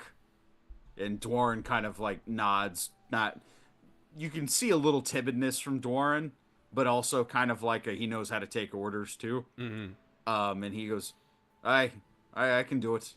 Send word to the king. Definitely. Let the king know what happened, that the goblins are causing trouble here. By the way, Bowen, over the table, I'm assuming you know this, but just to reinforce the information, you are aware that Dane is not king. Dane is dead at this point.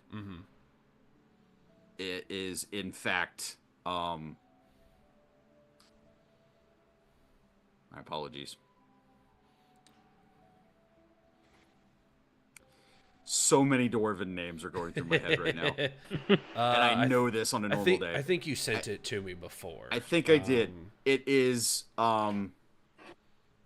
Thorin the Second, I think, is the king right now. Okay. Let me double check that so we don't misspeak. But the whole point is that literally you were there when Dane was killed. Right. That's what I'm saying. You were at the battle where Yes. Dane Ironfoot was killed. Yes. I apologize. Tolkien.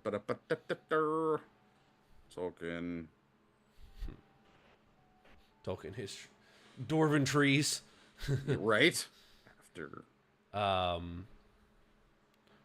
no, Thorin the Third Stonehelm. The third. You were close.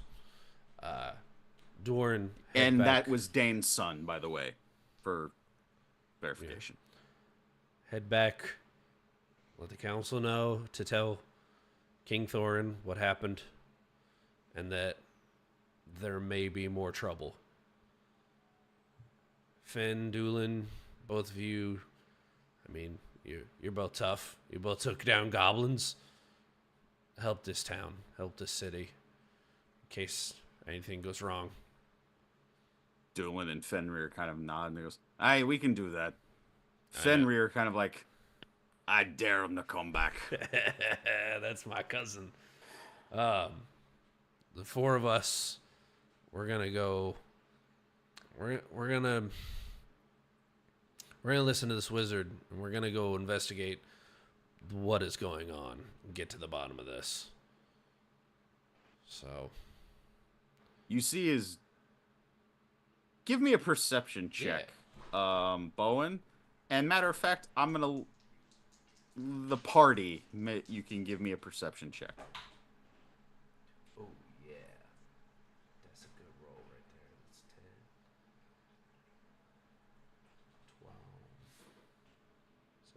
17. Yeah. And Dirty 20. Bowen's good with perception. 22. Okay, so everybody but Bagomir picks up on this. You see a slight bit of concern and suspicion from Doolin as he says this. And Doolin kind of leans in close to you, Bowen, and whispers, but it's loud enough for the rest of you to hear. You trust this wizard, cousin? I mean, I've seen him. I've seen him restore this this hobbit's home. He seems to have information that we didn't. He's not some conjurer of cheap tricks. Aye, but our people have run afoul to wizards before. It's gotten one of our kings killed. Wizards are usually bad omens, cousin. I mean, you know me. I'm cautious, but I'm not scared. I'd not be scared, but be careful. Of course. You don't truly know what this wizard's about, do you? He seems to have the city's best interests at heart. Seems that way. You see as Fenrir kind of cuts his eyes at Doolin and he goes, I still find it interesting that he wasn't around when the attack happened.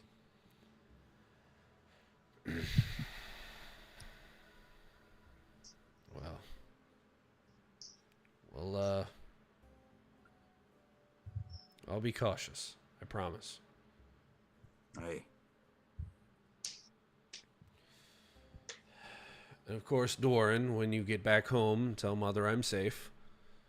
Because else, we're all in danger. In unison, all three. Aye. Aye. That's it. They, Dwarin bids farewell and goes to find his mount and heads back to the Lonely Mountain. And Doolin and Fenrir have agreed to stay in Bree for the time being. You do note, with the conversation, you wonder in what capacity they're going to do that. Because clearly there's some suspicion on their part towards LOTR. Of course.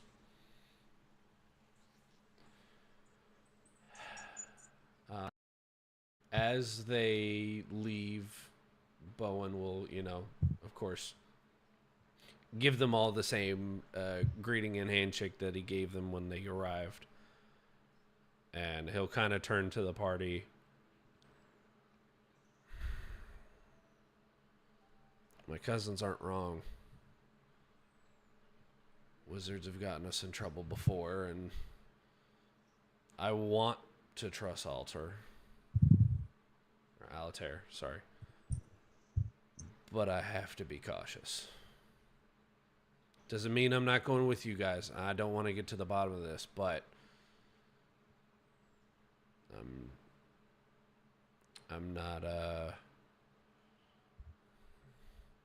not going because he told us to. I'm going because I want to know what started these troubles, and I'm going to put an end to them.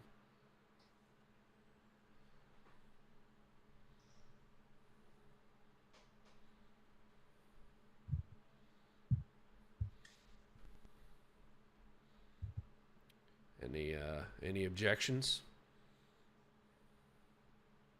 no, none for me. I think we're all on the same boat here. Mm-hmm. Right? Now, before we head out, Willow, do you know where I can find a good courier?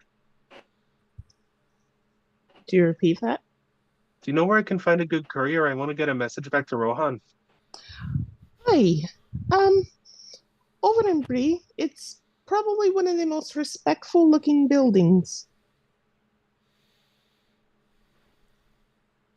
Does that hold true? Compared to half the town that's burnt, yeah. Yes. And I'm gonna just over the table. I swear you said I'm looking for a new career. And I was Wrong like, well, campaign. that's not a bad choice. Me. It's kind of like, oh, what's this? Goblins and wizards? Let's go. Time to hit that old dusty trail. Sounds like a whole lot of not my problem. Gonna take my horse down the Old Town Road. Yep. Um, does Bagomir have time to go to the courier service before Alatar is expected to arrive? Because he didn't really. He wasn't a very polite guest. He didn't tell us when he'd be showing up. Yeah, He's never with late. your history, They were late. yeah, with your history of wizards, you know they're mercurial. So, well, not your history personally. What I mean is your knowledge of the history. Knowledge, yeah. You know their I admit what you stood. yes. You know their reputation for being mercurial and going and coming as they please and not really explaining much, but in riddles. Yes, you have time and easy to get a message. What would you like to send back to Rohan? I am gonna DM you that. Okay, fair enough. And it's easy to do. And do I have to pay for that? Is that? It'll cost you a silver. I'll give him 2 silver to make sure it gets there fast. You notice as the courier kind of like nods, pockets it, and kind of like, oh, this kind of like an acknowledgement of, oh, I might actually try a little harder on this one. You know, I've been given incentive to. Okay. Jay, is our audio down? Did you see that? I'm checking it right now. Hold on. Word. But as everyone is moving around, getting ready, Willow is actually going to be gathering up some items. She has the herbalist kit, healer's kit. She's getting her bow and some more arrows. Get out of my bowl, thank you. I'm not seeing anything on Streamlab. I'm just seeing a low bit rate on Twitch. And of course, a nice cloak and everything. She even puts on a new kind of like this apron that she was wearing over her dress. She puts a new one on. And as she's packing up and everything, she's going to look up at when you walk into the door, very similar over the fireplace where there's a picture of Bilbo's parents. There are photos of her parents, or what you might assume are her parents. And so she looks up and she goes, Ma, Pa, I'm going to have to leave the house for a while. I made sure nothing would go rotten, but I cannot promise that dust will, of course, collect and everything. I'll be careful and I'll make sure I come back. Be here when I come back, please. And she's also she looks over where the lyre has sat. So she's going to grab it as well as shuffling for like some papers and packs up a couple of books, the lyre, everything that she thinks she's going to need. Rainier doesn't have much, really. He's gonna, re-equip all of his things and just redress for the day. He'll put the pitcher in whatever bag he may have for carrying purposes, and then he'll, make towards the door, and as the group is doing their thing, and he'll also stop by a picture of Valerie's parents and be like, "Ma, Pa, I'm also leaving Valerie's house." Willow's house. Wrong game. Wrong Yeah, game. cross the streams for a Wait, what? second. Yep, sorry. I'm also leaving Willow's house, and I cannot speak to the condition of it when I can't speak for the condition now. Can't speak when I get back, but just wanted to say bye to somebody at least. So I'll take it easy. And Yeah. Bowen will put his jacket back on, put his helmet, and grab his axe. And he will take a step outside. He goes, "I'm gonna need a mount, aren't I? My ride left." Agamir's just on Storm Shadow, like You see this white maned and just white coated warhorse. Nice. Beautiful. I like your style.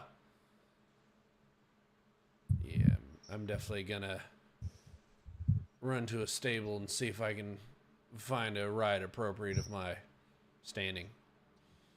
Well, you can go along with me. I'm going to go and get Will. Sounds like a plan. I too will have to follow along in that regard. Well, Willow, you do have the means to put up a basic cart to the back for Will to pull. Mm-hmm. Renor, we can get you a mount if you want one, or you can ride in the cart. It's up to you on how you want to travel. Yeah, I mean, depending on what the price on a rented horse is these days. I just had it up pre-stream, and luckily I still have it. For a pony, it's 12 silver. For a draft horse, it was 50 silver. Okay. So that's remind me just real quick, are we using the rule of 10 for conversion ratios? Yes. Okay. I mean, 1 gold equals 10 silver, 1 silver equals 10 copper. yeah. Renior would be amiss not to have his own ride out there, lest he needed it. So he'll rent himself a pony. But I Okay. assume we can do that when we get to the stables. I don't want to jump ahead. Yeah. Okay, so Willow, you start hitching up Will to your cart, and at the same time, Bowen and Renor, you guys are going to the stables. Yes.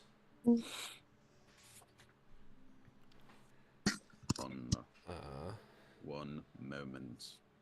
His I imagine that Bagomir may run into them at the stables, and with his knowledge of horse lore, he may try to like help if someone's looking for a horse, help them pick out a decent horse.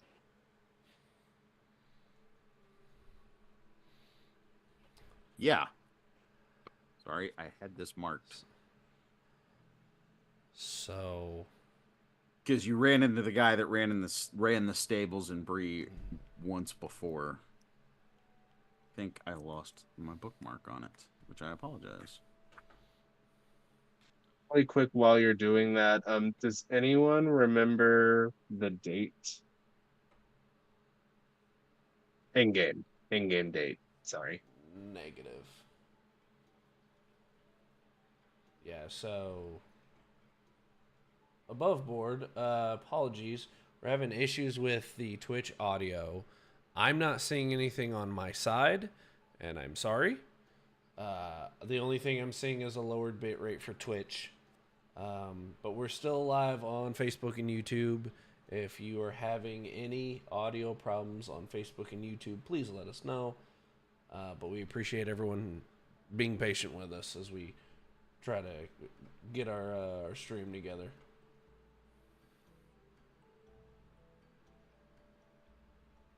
Bernie was the name. Good lord. It appeared to be I'm not even sure if you would know who that was, Bagomir. John Fernie's son, who now runs the stables in Bree in his father's place. Yeah, Bagomir wouldn't know that one. Yeah. He did help the Fellowship leave Bree. Um, but Fernie does help Bowen and Renor in this case, and help you guys find some mounts. Yes. So, you see is this fairly young man who has taken over the stables in his father's places, especially as far as the hard work of it is concerned. Father's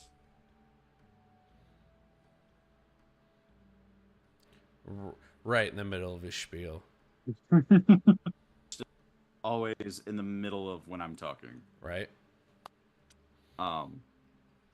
Just handling the more laborious tasks. So he regards both of you. Master Dwarf, what are you looking for?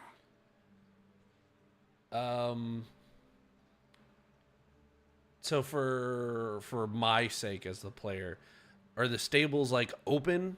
Can you see basically all the horses that are available, or is it like a enclosed building that you got to actually like walk in and find the stall you're looking for?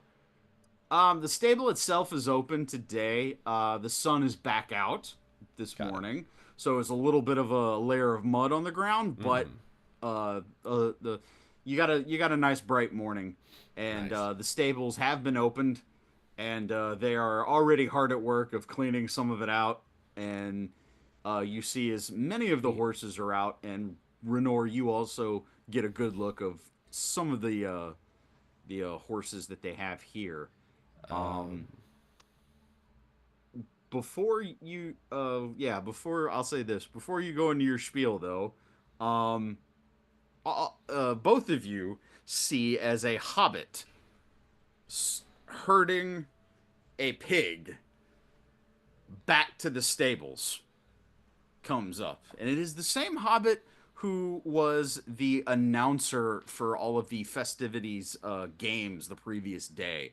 And you see as he's kind of got like just a like a wooden walking stick, and he's just kind of herding this pig, fairly big size, especially compared to a hobbit, on par with like the breeding of like Hampshire boars for pig competitions. It's not to its full measure yet, but it is still a very large boar. You see as he, come on this way, see, hey, and you see as he kind of shoos it back into it, and you see the frustration just immediately fall over Fernie's face, and he goes, it's not a mount, Edward. And he's like, maybe not for your people, but it is for some of mine.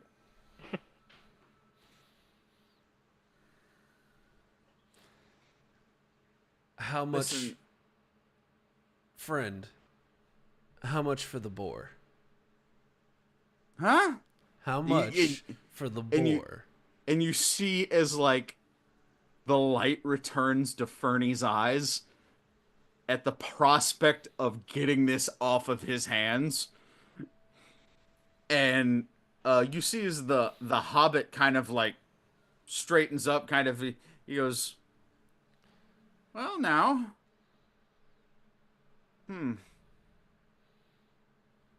I've raised him since he was a piglet.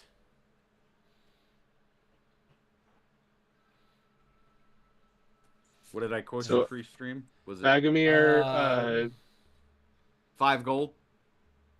Yeah. Agamir clocks this interaction going on, and he just kind of like sidles up to the Hobbit. It's like, Semester Hobbit, I can't help but notice a little competition got interrupted yesterday. That is true. We did not finish the archery competition. Now, I know there was a bit of a tussle. You may not have seen it. But do you remember the big, ugly goblin on the warg? You see is a little bit of a concerned look goes across his face. He goes, yes, I remember. Aye. Now, you saw how far away it was? Aye. Yes? Now, what were you to say if I told you that neither me nor Master Elf could hit that, but my friend Bowen here, he struck it in the flank. You see, is the Hobbit kind of quizzically looks over to you, Bo, and he goes, "That's quite a shot, Master Dwarf." It was indeed. Lest we not forget that you failed to hit the target during the stationary competition. Now, I hit a moving target that was further away that you And missed. And I'm One sure that was luck plays further a away and large that you factor in missed. such things. And so I must simply ask, is that not a grand feat worthy of some prize? Give me a persuasion. I'll try it here for you, Aw, okay? That's Bagomir Yeah. about to get me my triple crown because please.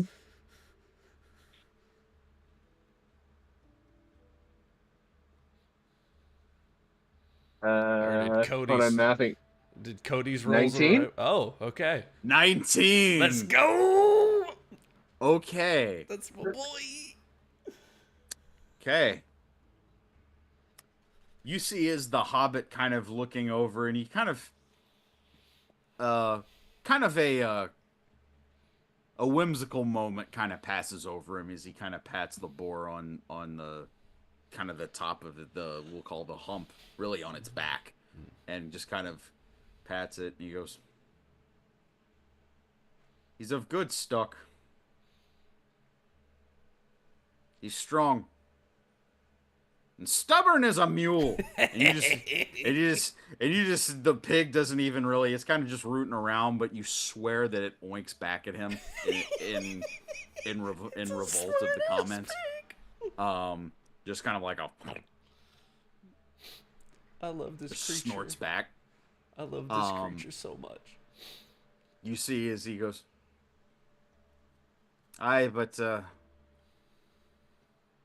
raising pigs for competition is kind of the family business. I do have others.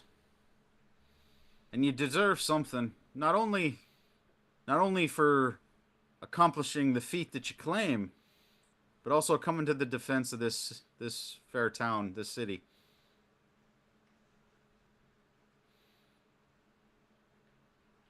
And I'll not have anybody say that Edward Bracegirdle is not a reasonable man." And he basically kind of like a rein that's on the pig, and he kind of hands it over to you. I'll treat him like my own. He eats I like would a like to. Oh, go ahead. I would Bagman. like to. Sorry, I would like to sleight of hand, 3 gold pieces into Edward's pocket. Okay, yeah. Give me sleight of hand. Fudge. I'm not that great at sleight of hand, but let's see. Okay, apparently I'm pretty okay at it. 11, 13, 16. It beats a 7.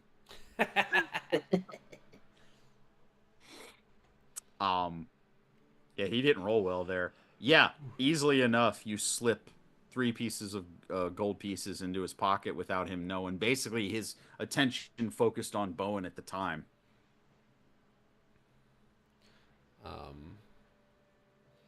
Bowen will,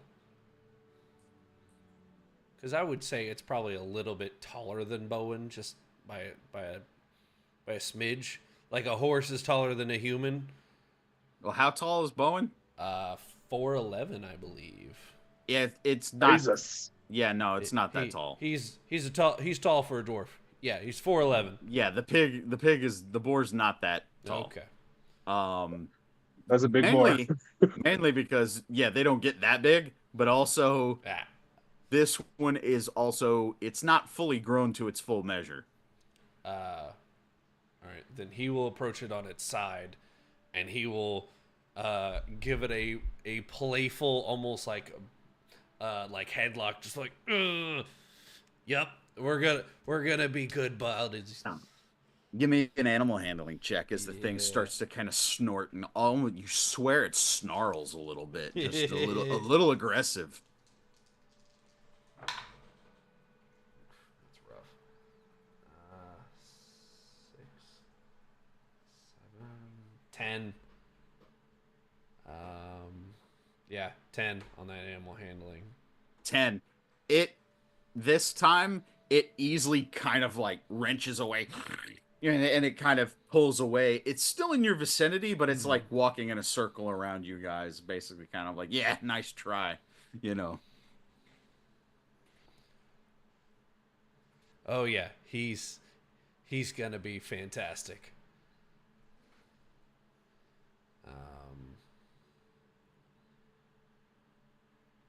Well, if you'd like to buy if you'd like to buy any more off of my hands, I have a farm not but a few miles away from here. And once again, he puts out a hand to you, Bowen, and he goes, "My name is Edward Bracegirdle." Bowen, and he firm grip handshake, just Willow, are you two related? She's not there. Oh, she's not. Darn. Now she's So- getting Will hitched up to a cart. Oh, so he'll ask him and said, "Do you know Willow?" Yes. Willow Bracegirdle. She, in fact, is my second cousin on actually my father's side. If I remember correctly, her mother and my father are first cousins, which makes us twice removed. I think. Isn't that how it works? Yes, twice removed, or is it once removed? Is it once removed? It's twice. It's twice removed. Once removed. And you Agamir's see, just is he like glazed over. who kind of blue screens? He has the hangover numbers going around him. Yes. And then Ah, he yes, comes lovely back. hobbits. He comes back momentarily. But yes, I've known her for a good part of my life.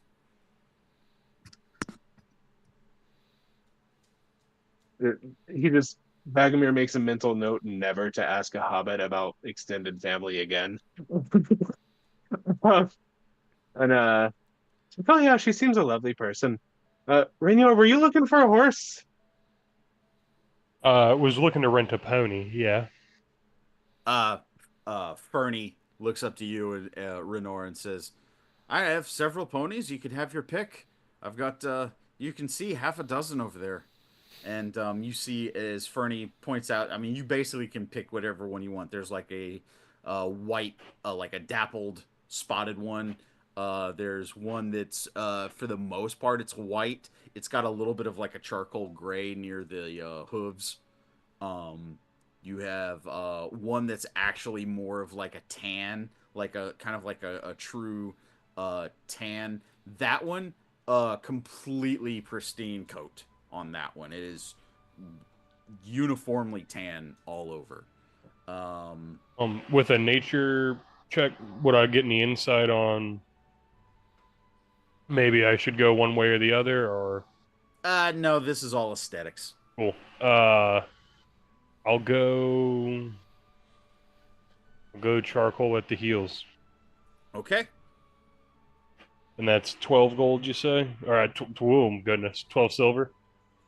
Yes, 12. I will double check this. Yes, 12 silver. I will pay the man. And easily enough done. And he also says, he goes, that one, he has a name, but he doesn't really answer to it. So if you want to rename it, it wouldn't be hard to do. Okay. Well, We named him Charlie, but he doesn't listen to anybody. So Charles.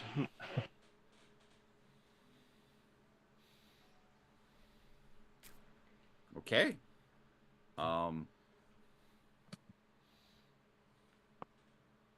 Second here.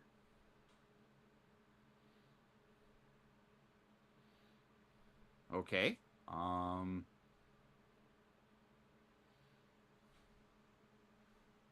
anybody else have anything that they need to do as far as prep work, or else we can start to make our way. You guys, you have some choices ahead of you.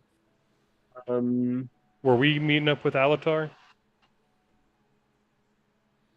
I thought that was we were going to speak with him before we left, or no? Um, you have not heard from him. Okay. We did. two things. We did Go say ahead. Well, Bowen said reconvene in the morning. That's what I had thought. I didn't know if we had set a place to reconvene at, or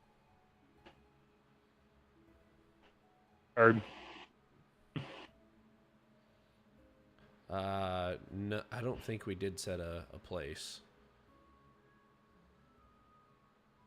And I was just thinking heading back to the prancing pony, see if he was still there. doesn't sound like a terrible idea to me. Same.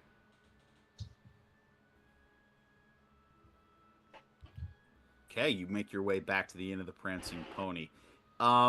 It is a little busy, even for the early morning. Um, some basically from what you gathered from Bowen's cousins, a lot of people just were like sleeping on the floor, and almost all of the rooms were occupied or taken. Um, you do not see Alatar there.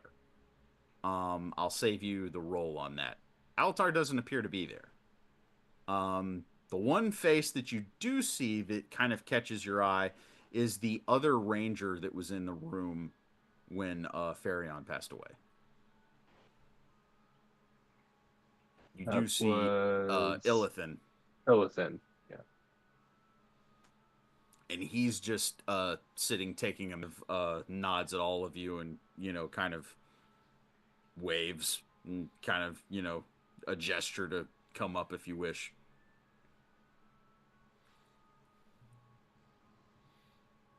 Agamir, of course, just goes on over. Willow approaches. Same. Mm-hmm. Okay, so all of you go and sit down.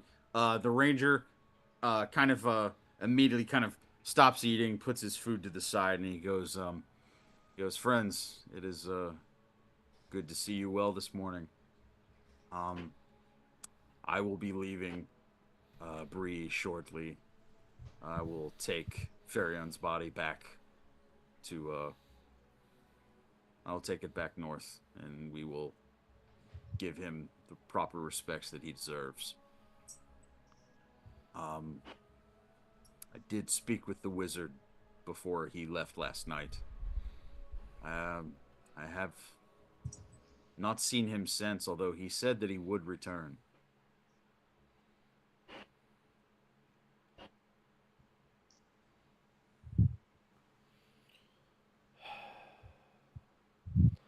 The Alatar said he would return. That's Yeah, okay. he nods and he goes, yes, the wizard said that he would return, but I have not seen him. Did he say where he was going? He kind of smiles. No, he did not. Wizards they tend to come and go as they please, yeah? Yeah. Mm, Ain't that just the way?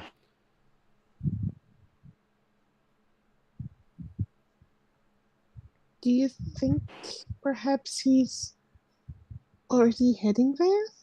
And she's gesturing this question um to the party.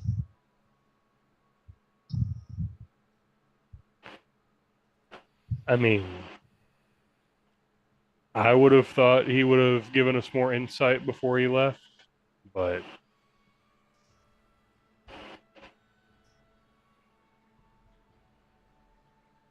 again, wizards work in mysterious ways.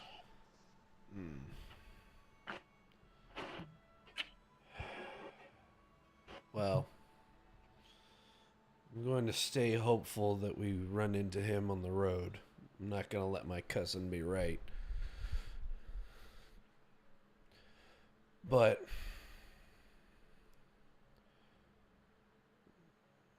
do we have a plan? I know we spoke of heading west, but none of us none of us agreed on a particular destination just yet. Well, I know our path is going to take us close to the Barrow Downs. Now, when Master Frodo passed through, it was a mighty dangerous place. I think we might benefit from trying to find someone who's been there before. Maybe ask them what we may be able to expect. It's not a bad idea. Not a bad idea at all. The ranger kind of Master shakes his Illithin. head. Yeah, yeah. The ranger kind of shakes his head. I've only traveled there but a few times. I would be a poor guide. However, it would depend on your route to the Barrow Downs. You could head straight there easily enough, but you would not be able to take the roads. You would brave the wilds to do so. Your other option is to follow the road a little further to the northwest. That will take you to... Let me look at the map. Brandywine Okay, Bridge. That would take you to Brandywine Bridge. You could then ferry and take a ferry and follow the river down into the old woods. You would then be braving the old woods. However, there is a protector there of sorts. You could seek help from him. The Tom fellow that the wizard mentioned.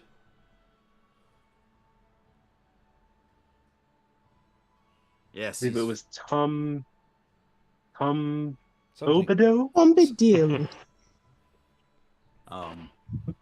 You see, the ranger kind of smiles for really the first time since you've met him, and he goes, "Yes, the old one there. Him and his wife. They hold protection, some sort of protection over that forest. And he is very wise. Might be able to point you in the right direction. May also be able to give you some insight on possibly what the goblins have been trying to do there." I don't hate this plan. I do not know in what regard you would hold my counsel, but I would not wait for the wizard. The wizards can... well, they scurry. You're not the first we've heard that from. All right, so we'll head west towards Brandywine, and then take a ferry south to the Old Forest, and then seek out this Tom Bombadillo. Sounds as sound a plan as any. I like this plan. That I is would- basically the choice over the table that you guys have. Yeah. You can use the roads and then follow the river into the old fort. It's kind of going around, but also if you head straight to the Barrow Downs, you're going a little blind and you're not following roads or, the safety of the roads. Have we gotten any indication that the roads are being watched, that there's enemies on the roads, that there's been goblin raiding parties, anything? Excellent questions to ask the ranger, yes. So we have not Nagamir yet. asked the ranger those questions. Yeah. You got it. Illithin kind of thinks for a moment. He goes, "Normally I would say that the roads are trustworthy. Me and my kind, we try to patrol as much as possible, but it's just too much. There's too much Middle Earth and not enough of us. The goblins have grown bolder in the recent months. I've even heard rumors that they have reached as far as the Shire. I don't know if that holds any truth or not. I know that My brother-in-arms, Farion, said so. I would certainly hope not. The reports of these goblin raids are true, and they truly are looking for something. They appear to be leaving no stones unturned, and apparently that includes that of the dead.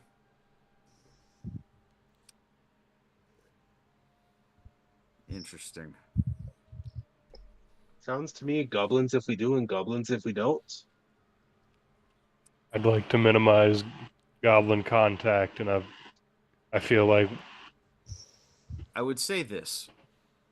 If you take the roads, you at least have some direction to go by up to at least the Brandywine Bridge. The goblins could possibly attack the roads. If you go straight, you might not run into the goblins, but you are then at the mercy of the wilds and whatever's out there. There's plenty of dangers in Middle Earth that, aside from goblins. The only reason Master Frodo survived the Barrow Downs is because of Tom Bombadil. If we run into something there before we've met him, we may not make it out. I can speak.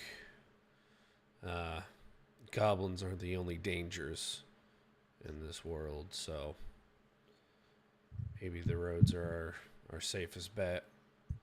And I especially, figure neither goblins when a nor guide- nature, but goblins are a force we've faced down before. Oh, I'm not against cracking a goblin skull or two. Fighting nature seems harder than fighting goblins. Around what time of day is it? Right now? Yeah. Early morning, like 8. Okay.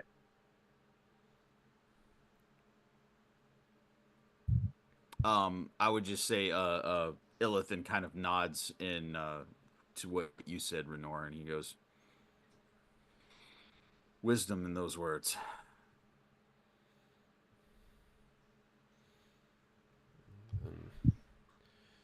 I guess we... You would travel much faster with the roads. Dangers that at least you are aware of. Or you would move slower through the wilds with little to no bearing.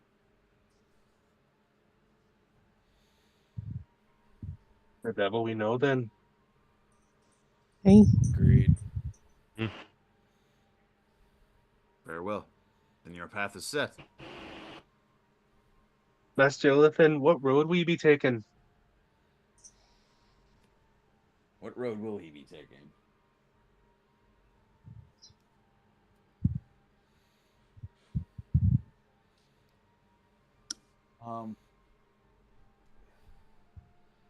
I'll be taking the Great East Road.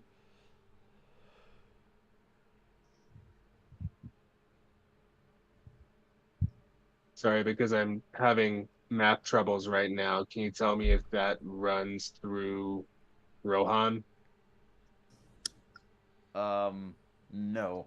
It would head Okay. towards Rivendell. Okay, I see towards Rivendell. Rohan South. Got it. Now my map cooperates with me. Yes. Okay. Yeah, he's taking the route that would take him towards Weathertop and towards Rivendell. Travel safe. That's a storied road you're traveling on. It is, but it's one I know well. As for you all,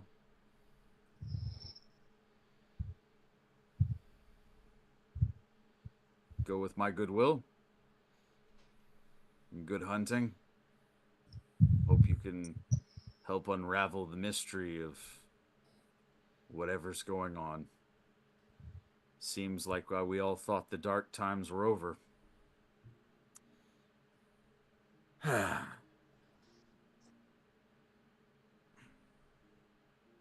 of stands up. Farewell. Best of luck to you. Fairly well. Without another word, he leaves.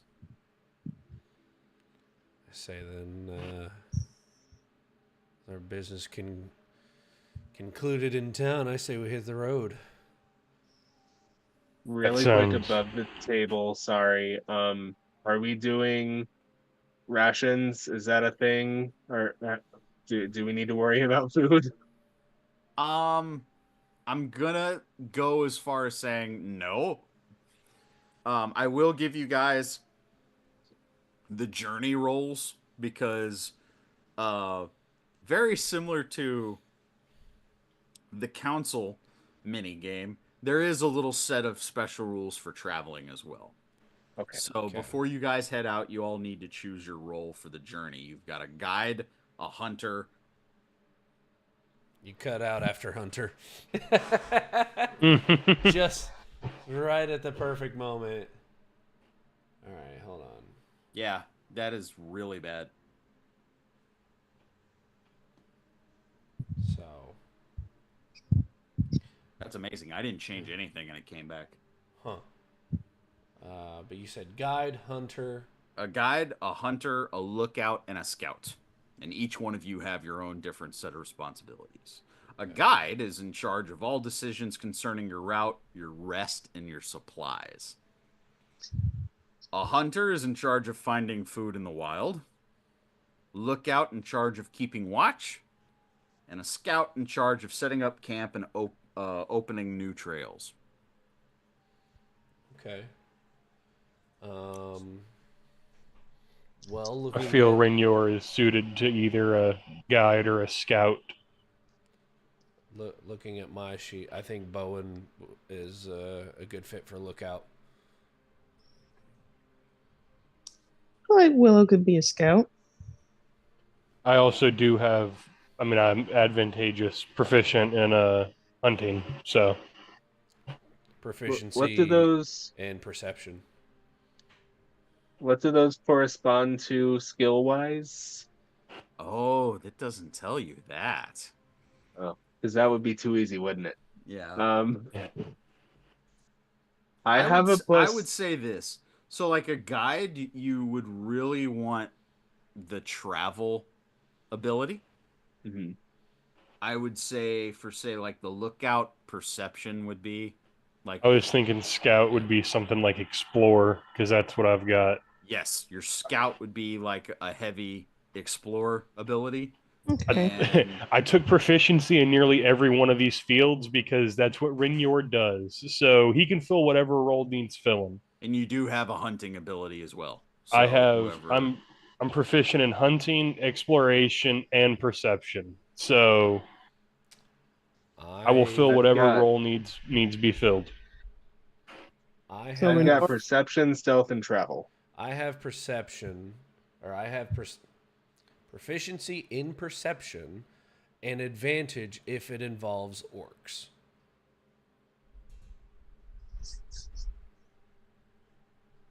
that would be you just the DM speaking. That would be useful for a lookout.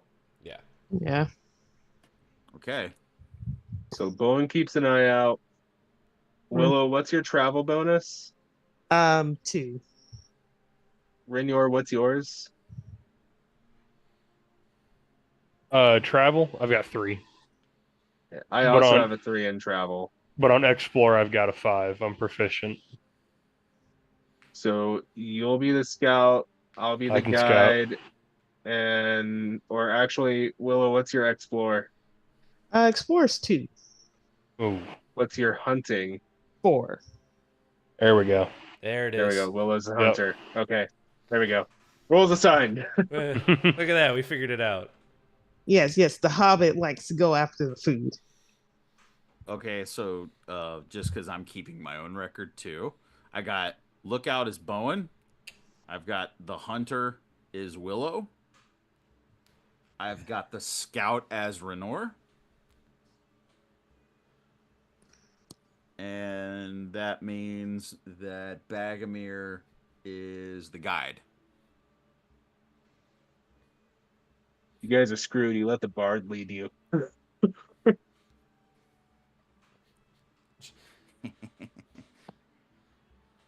Well, I wasn't gonna let the elf do it. Okay. So, excellent. We have our jobs now. So, We to be have a fair, heading. you have y'all heading. To be fair, you have made your choices as far as your path is concerned. Yes. So, um, basically, our path, which would be a travel check, that's going to be to the guide Bagomir. So Bagomir, you will have basically pathfinding checks as we go. Shouldn't be too hard because you're going to stick to the roads. However, it should get a little more fun when it gets to the Brandywine Bridge. So, uh, I'm really looking forward to this. This is the first time that we've ever ran this mechanic of the journey. I'm So, laughing my head off because of how I did my intro with Bagomir with the map and how this is working out. And it's just too perfect. yeah, Right. yeah, with your Phoebus intro, you just kind of like, you leave town a few decades and they change everything. Oh gosh. Okay. Um. So, also for who for the sake of the journey's sake here. All right.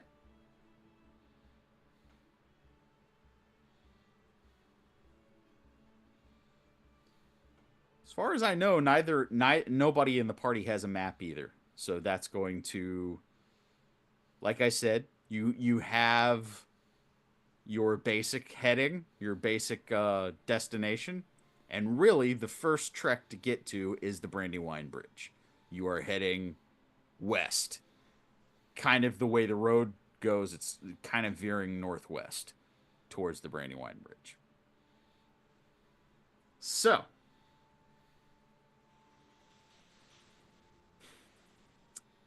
Bagomir, would you please give me the very first pathfinding check? Let's go.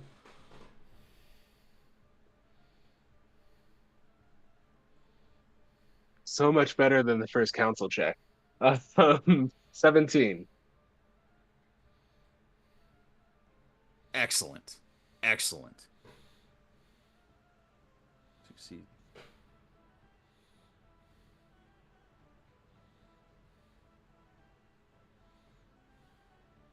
So, you're making your way. Taking my way downtown. I'm glad I went there too. Um,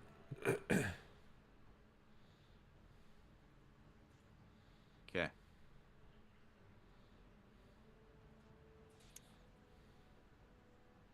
So far, from what you've found, the roads are not very cluttered with traffic. You seem to be one of the few people that are on the road to the northwest heading this direction, at least at this time in the morning. And the first few hours go, and it is very clear, sunny day. Um, no event or problem. You're actually making very good time. And you don't take notice of much else other than just the early morning bird chirpings and just the sound of the outdoors as you guys travel and you take the first steps of your journey. So that is well done.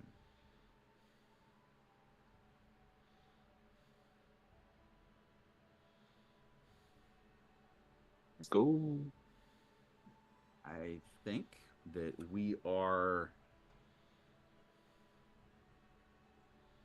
good. If you would please, Bagomir, give me another travel check. Oh my, this keeps jumping up.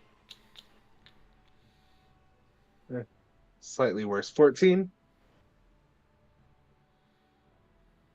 14. Good to know.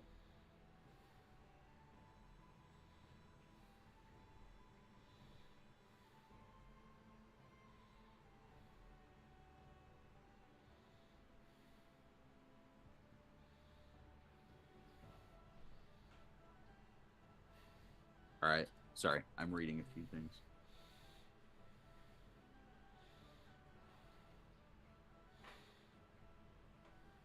would the entire party give me perception checks? Yes.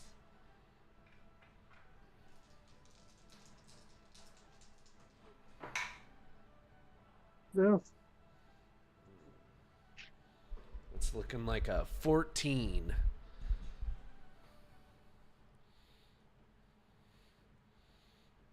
13.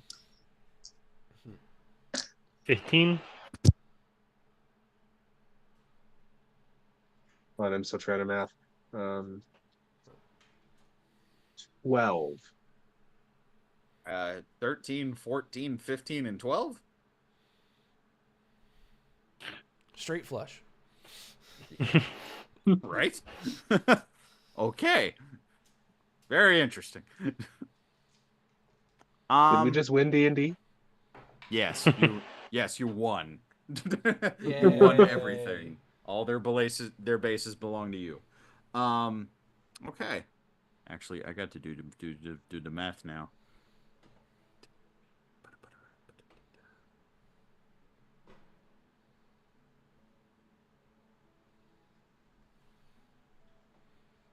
Okay. I need you guys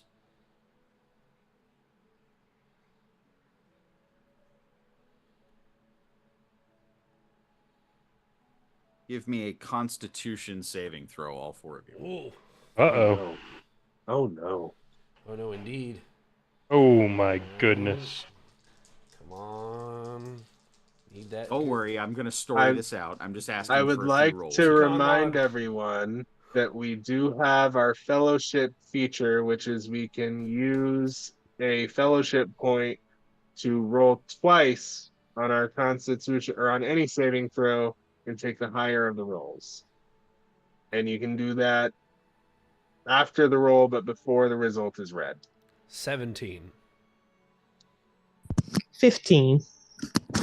Ooh, oh my goodness, guys. I might need a, Might need I'm gonna the use a assist. fellowship point. I'm gonna need a fellowship point on that.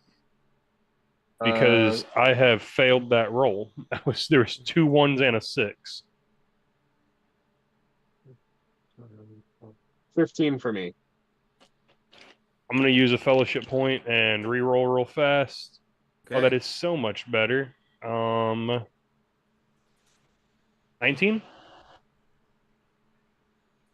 2 6s and a 4 as opposed to 2 1s and a 6. That is is a much critical better. success. Yeah. That is much better. Much So, better. you save from your Constitution saving throw. So, here's what happens, guys. The Constitution saving throw was simply for fatigue, and just the rigorous activity of just traveling, even on the roads. But you guys did amazing because once again, it's not like you're going over rocky terrain or up mountains. You had a road, so you're good to go there. So you do, however, we're going to run afoul of a little problem here. You guys are going to have a mishap along the way, and all it is there's a fell tree from the night before the storm where lightning struck this tree, and it is now blocking the road. So you have to remove it before you may proceed.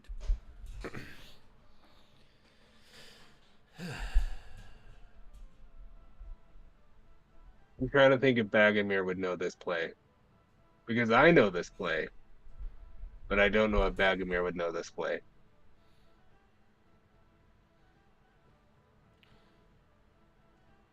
I think he might. He's gonna tell Bowen to be on extra lookout. Bowen will hop down off of his boar. He will produce the very large axe off of his back. Be like, I'll go ahead and chop this sucker. We'll call it in half, make us a path. While he's doing so, he is actively like keeping an eye out, looking around, seeing if anything is, doesn't quite line up. Give me a perception check. Yes. Only Bowen. Does it involve goblins? I Does was he get gonna say, advantage? does that advantage come into play? Because if it It does, does not. then okay. Well, then we know a little something, something.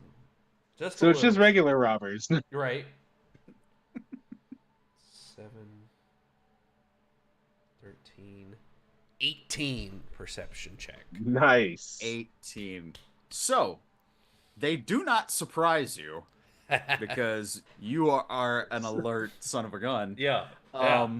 However, from behind the stump, you see as a man with a crossbow pulls up, and you see this one is a human man, kind of dirt smudged face, kind of wild, unkept hair, kind of balding on the top, but like just like Doc Browned out. Yep. You see as another one from the ditch to the side pulls up with a bow and arrow pointed at Willow on the cart. Bagomir, you note as another from behind, basically, once again, kind of from like a drainage ditch off to the side, and pops up, arrow drawn. And it is, in fact, a group of bandits. So, cue the dialogue from Oblivion where the Khajiit show up. Your money or your coin. Yep, your money or your life. This one actually speaking to you, Bo, and he goes, "All right, dwarf, everything that's shiny or worth... anything that's shiny, drop it now." How close is this guy to me? Roughly.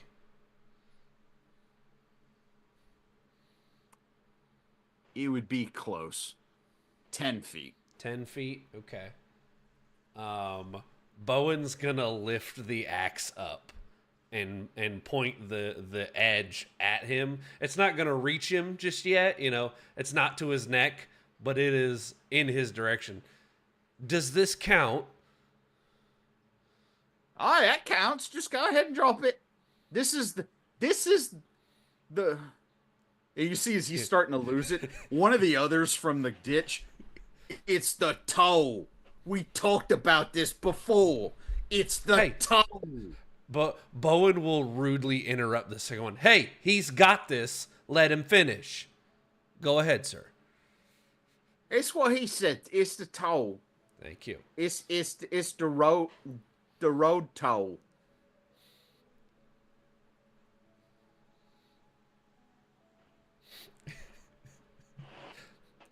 You did good. The one from the back. Bagomir just maintaining eye contact with him. Yeah, that's the one who's got a bow and arrow pointing Yeah. at you, Bagomir. How far away is he from me? 20 feet.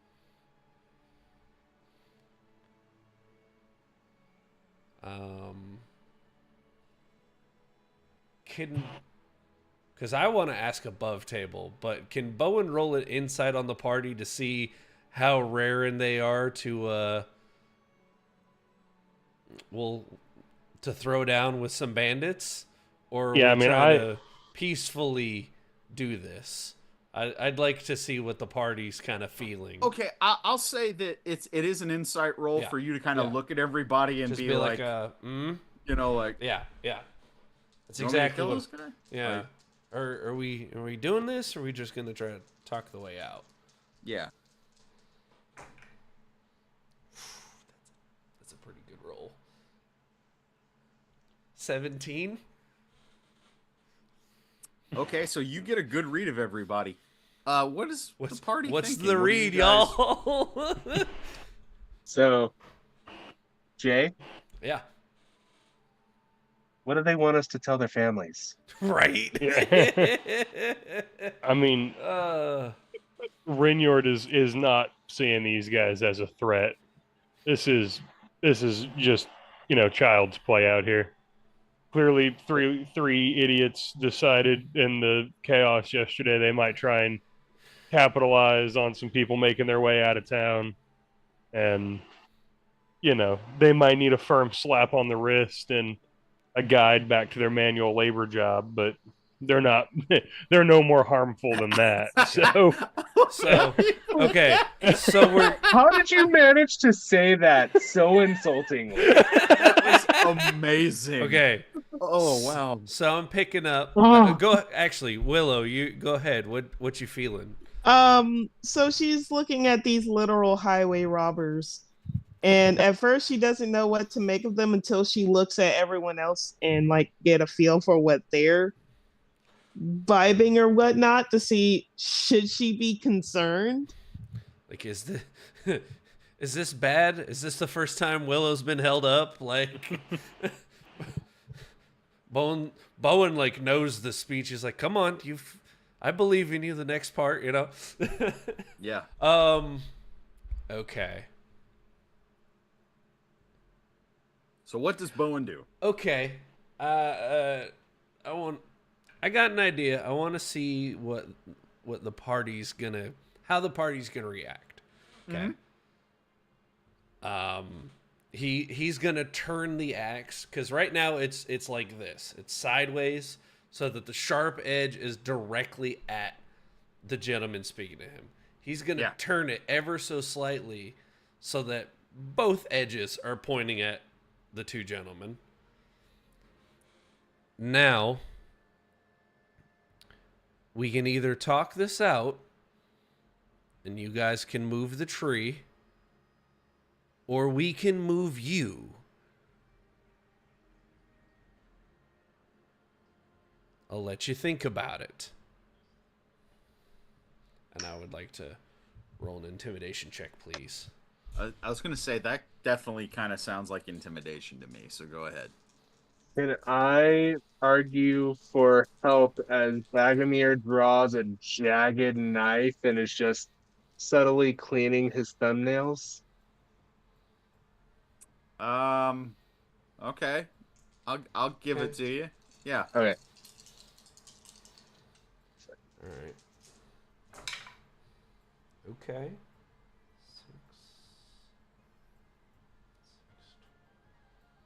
Intimidation would be 13. I think I did the math right on that. Yeah, 13.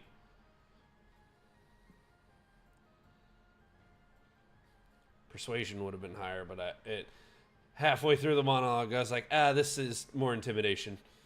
You see it as the one that was acting as spokesperson, shall we say? Yeah. The one that has the crossbow pointed at you, Bowen. He goes, "Hey, you look a little stronger than the last group." And you see is the one that was criticizing him earlier. He goes, "Yeah, but that don't mean nothing."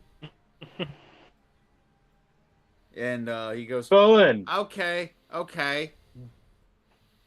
Joe, what you think? And now basically he's getting the consensus of his group on what they should do. And you hear as the one in the back, he goes, "I don't know. That one looks kind of strong. Maybe we could let this lot go."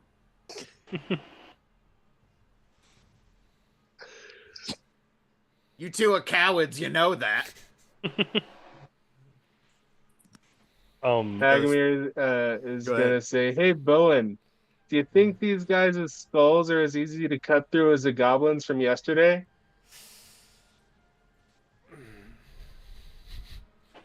But Bowen quizzically, I could always try.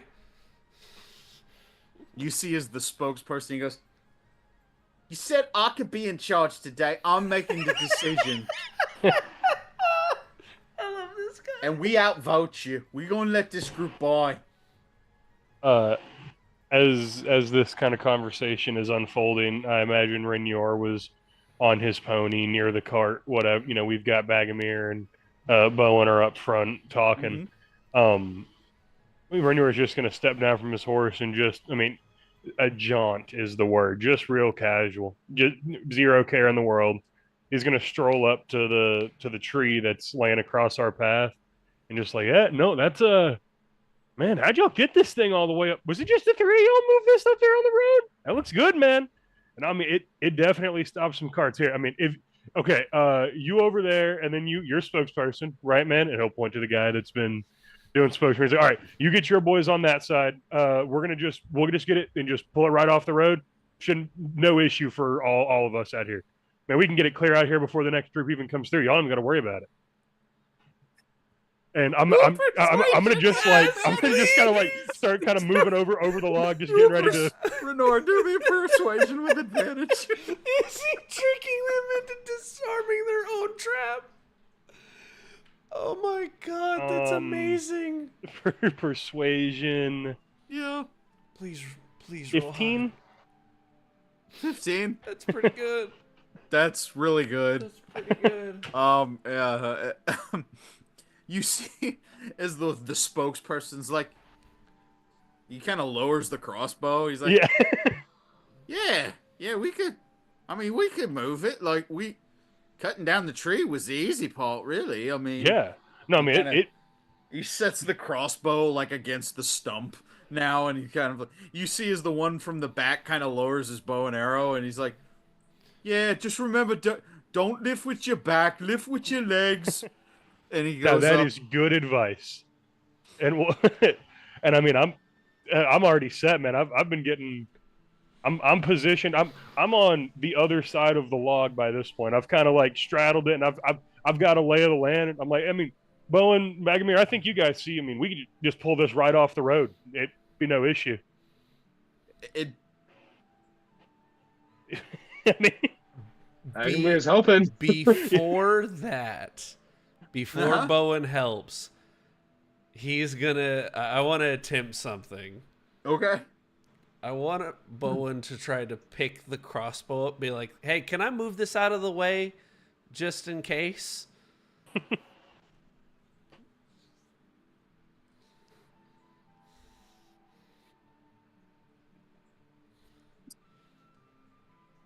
Please tell me they rolled low as hell on that insight check. Mate. Huh? That was an 8.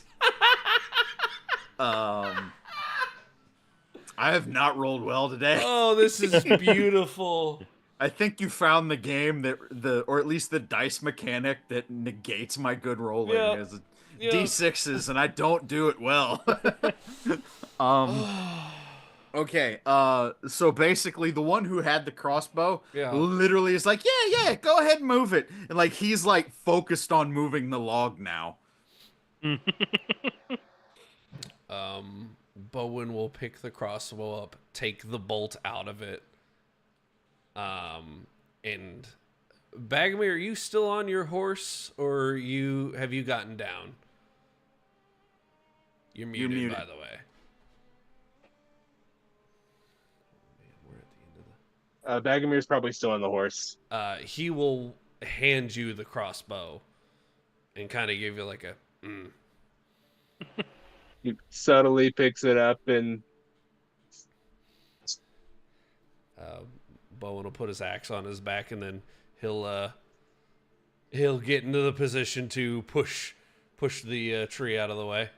It's easy enough to do, and with all of you working on it, it's not even going to be a strength check. Yep. You're good. Awesome. It's just, okay, remember, lift with your legs. 1, 2. And as I imagine, we What comes after? we slide this tree out, and I mean, just real chipper attitude tree out into the gutter. Easily team effort, just moves it off and to the side. Renor is going to walk back up and just, man, that was great work. Good job, gentlemen. And I'll extend handshakes to all of the would-be raiders. Yeah. And I'll be like, I mean, you tell me if I'm out of line here. I imagine 10 silver pieces a piece is more than fair for our help here.